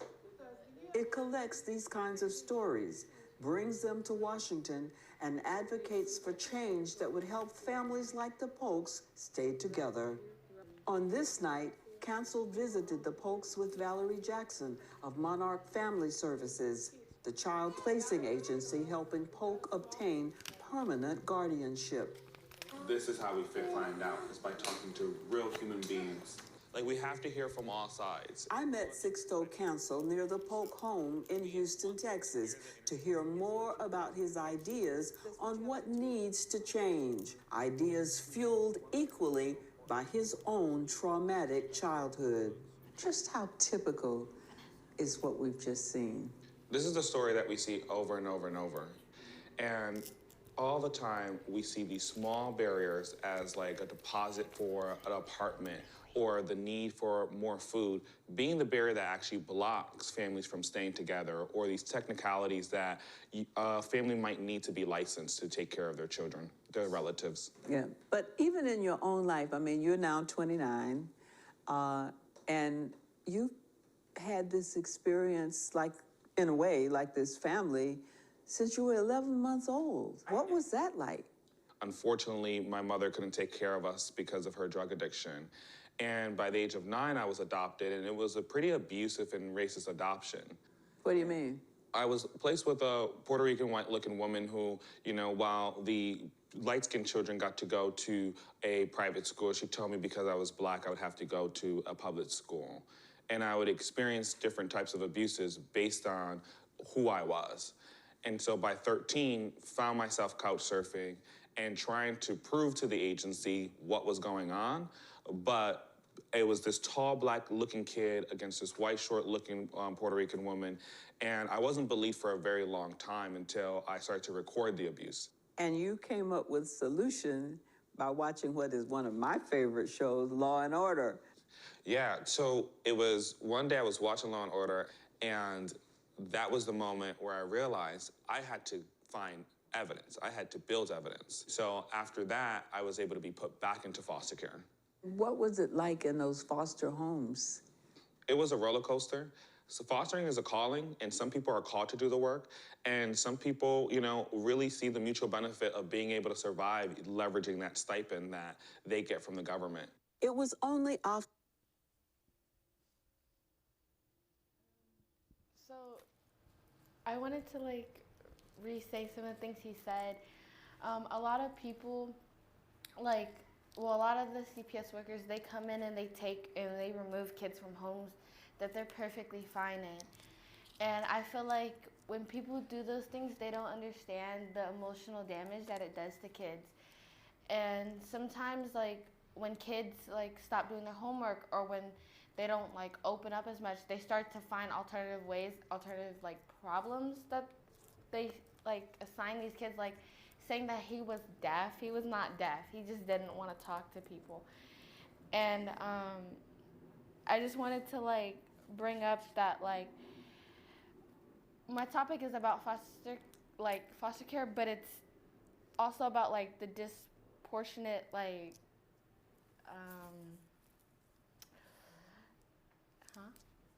disparity within black kids and white kids.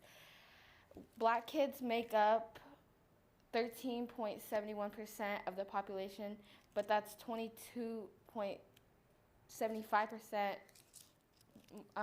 in foster care, basically just makes up 50% more than the white kids. And on top of that, the system is designed to say that black and indigenous and just BIPOC parents are unfit. And so I forgot what I was gonna say. Can you go to the next slide? So I'm gonna put a turn and talk here. What is something that stuck out to you in the video that you just watched?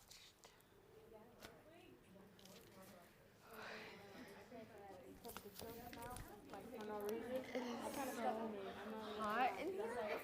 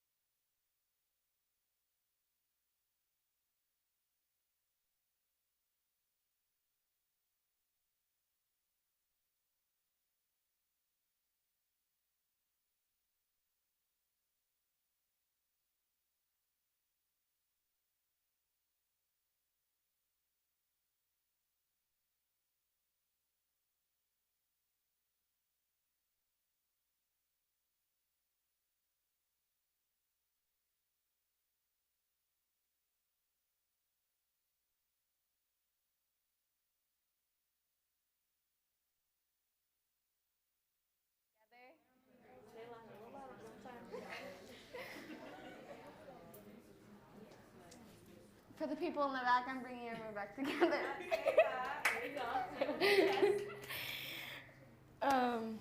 Yeah, so does anyone want to share out what they found interesting or what they want to share in the video about you?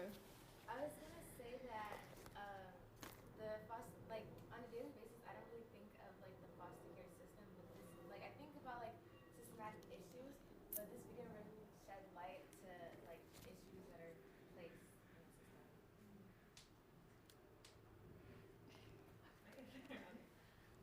Yeah, I was gonna say. I don't know. It was just really like, it's sad. I feel like a lot of Black and Brown communities are impacted by this. Like I see it within, once again, just like all Black and Brown communities, children taken out of their homes, and it's and I feel like once again a lot of these have like that similarity. It's not there. It's the problem isn't like, oh, you have like bad parents or but it's like that you need resources. These people need help. And like he was saying, like he was taken out of his community and his home and thrown into a household where the culture is different, like everything's different, and then he's expected to just like be, and I don't know, it's just messed up. And it definitely makes me want to like, it also reminded me of like the Roe v. Wade thing. Like there are kids in the system who have lives, and instead of trying to argue about what people should do with their bodies, we should actually care for the ones that are existing already. Thank you. I think poverty and racism, with violations of the standards of safety and stability, the systems don't have heartbeats. So for BIPOC youth whose lives are essentially under government control, the consequences in the system or the flaws in the system can be catastrophic for the people who are being affected by it, meaning those foster kids. Katrina, next slide. Do I have time for this one?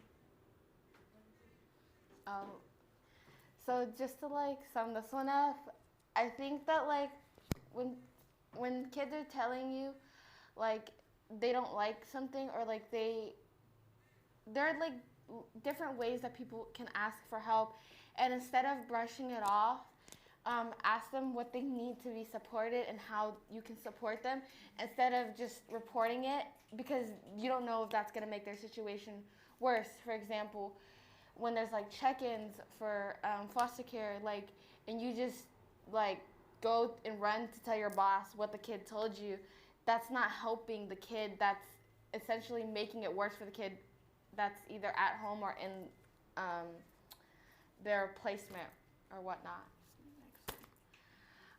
My call to action is Think of Us, which is the guy who in the video, this is his organization that he created for foster kids, and in the link you can donate to it, and it will go towards the foster kids as well. And then Treehouse is a organization that I've actually been with before. They're really good.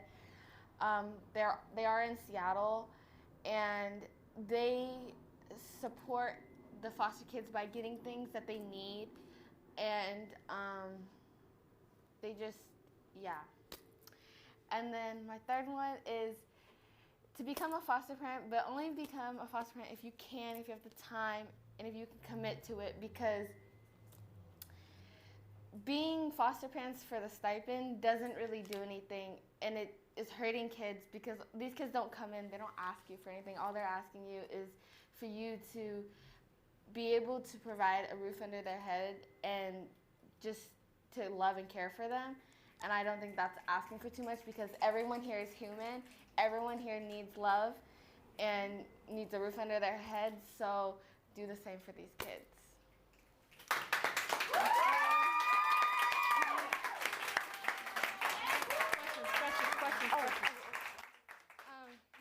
Also, if anybody has questions, feel free to ask. How you feel? If not, that's fine too.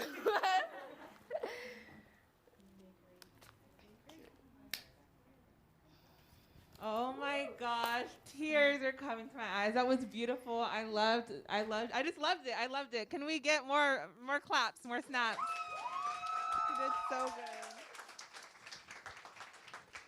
And to reiterate what Selena said, everyone here, child or not, you deserve love. You deserve everything great in the world. So just hold space for each other, hold space for, your peers, your loved ones, even the strangers. Like, just remember that we're all human. Thank you so much for that, Selena. That was beautiful. I loved it. So yeah, so it's about to be 1:20, so lunch is gonna be in like 10 minutes. Um, yeah, we have an update. Is it okay?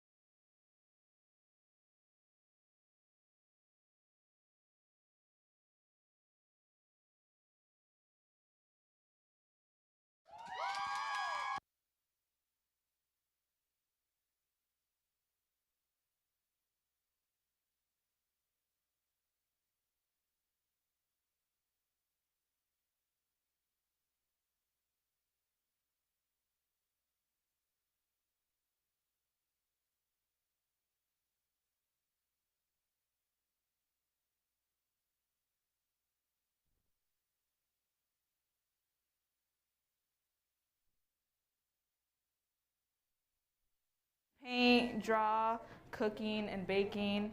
I also, outside of being an activista, I play soccer. Anybody here play soccer? Know what soccer is? Yes, no, yes. Okay. Are we more like basketball, football fans? Probably. Anyways. Well, soccer has taught me lots of discipline, hard work.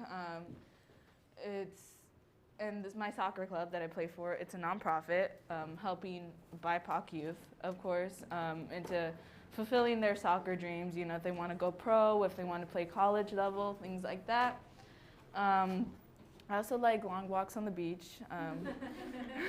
Okay, good. Everybody laughed. Good. I'm supposed to make everybody laugh. Okay. A thing that I really want to do in the future is to give back to my community, because I feel like from all the presentations that we've heard before, we know that there's a lot of, social injustices happening.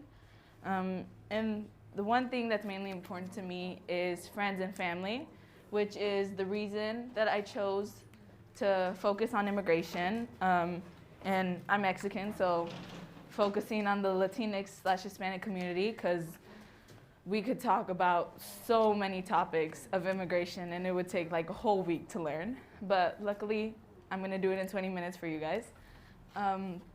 So my grandma, she came here from Nicaragua as an immigrant, of course, and then so did my dad. He crossed the border, and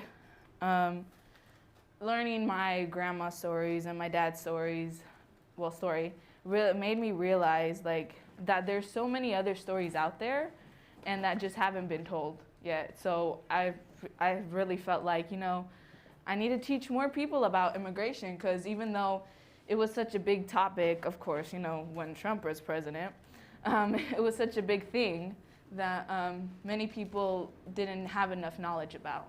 So going on to my next slide. For the purposes, being able to define immigration, as I was saying, learning more about it, and even being able to speak about it to other people who have very little understanding about it. Second, be able to discuss differing views about immigration. Third, describe the impacts immigration has on the economy. Okay, and then for my learning objectives, I have 5 learning objectives. And starting with number 1, I want to show how immigrants are actually better for the economy, and we're not just taking everybody's jobs. 2, tell the true story of immigration, the drive, the risk, and difficulty it takes to cross the border, because it's not easy. 3, families are torn apart due to this, which is a very sad fact. And 5, the rights immigrants don't have, such as we pay taxes, they pay taxes, but yet they can't vote. And they feed into the U.S. economy, buying clothes, buying food, buying groceries, but yet they don't have the privilege of going to the hospital because they're afraid they could get caught by immigration, by ICE. And so going on to the next slide, for icebreakers, I wanted to remind everybody that this is a safe space, so whatever you say won't be judged. And I'm going to start with some rules or community agreements. Community agreements are kind of like a shared contract that we have with each other. So I have Becca here helping me out. Round of applause for Becca. And so some examples are 1, be curious and be respectful. 2, support others. This is how you learn about your own strengths. So if anybody wants to raise their hand or just shout out a community agreement or a rule, feel free to. Be respectful of everybody's opinion.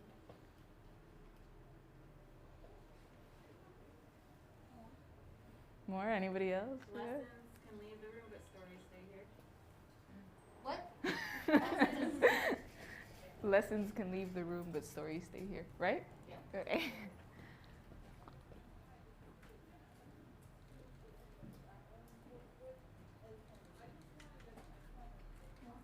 Anybody else? Equality through all the races. Yeah.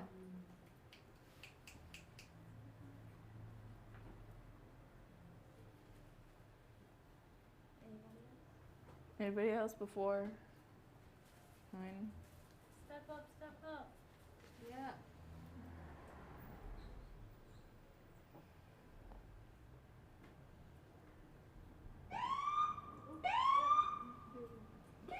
Okay, anybody have one last final one? Sorry? Be genuine. And like come in with an open mind. Like don't bring any old like stereotypes or stigmas that you may have. Like be willing to learn. Okay. Good job, everybody. Round of applause for you guys. Okay. Now, we're going to play a quick game of hangman. So does everybody know how hangman works?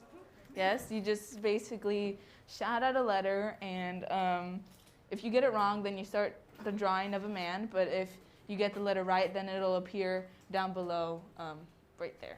So if anybody... Yes, Aiden? Okay.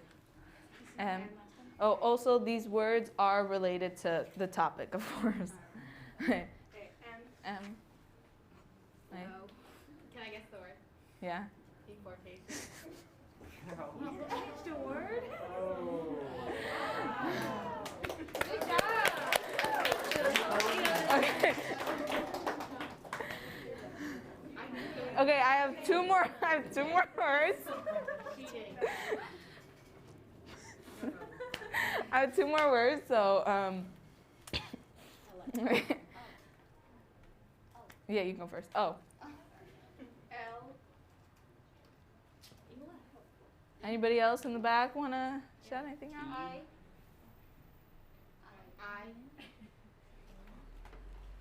The alien? Is that your last and final guess? No. A. Yeah. Okay. E. N. There you go. Okay. Woo. Okay, and then for the last word. A. M. Oh my gosh. Oh my gosh. Hey. B. Oh. E? E. Katrina E. They said E. Oh.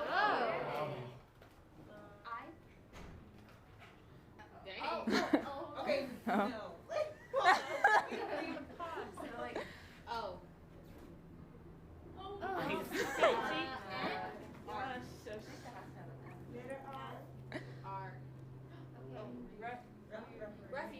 Refugee. You guys were cutting it close with that one. Okay. What's the next like this? Okay. Now for the reiteration of my purpose. So going back to the points that I was saying, the purpose of this whole presentation, all right? One, immigration is a very important topic to discuss. First, we actually improve the economy. We don't bring it down. We raise the GDP and fuel the economy, bringing me to say governments in turn receive more revenue and citizens thrive on dynamism that highly skilled migrants bring. Immigration fuels the economy. When immigrants enter the labor force, they increase the productive capacity of the economy and raise the GDP. Their incomes rise, but so do those of natives. Immigrants come here, and I don't know if many of you guys know, but they're hard workers, whether they're highly skilled or whether they're not highly skilled. They will come here to work hard and get the job done. For my next point, negative thoughts and slander towards immigrants. As I was saying, during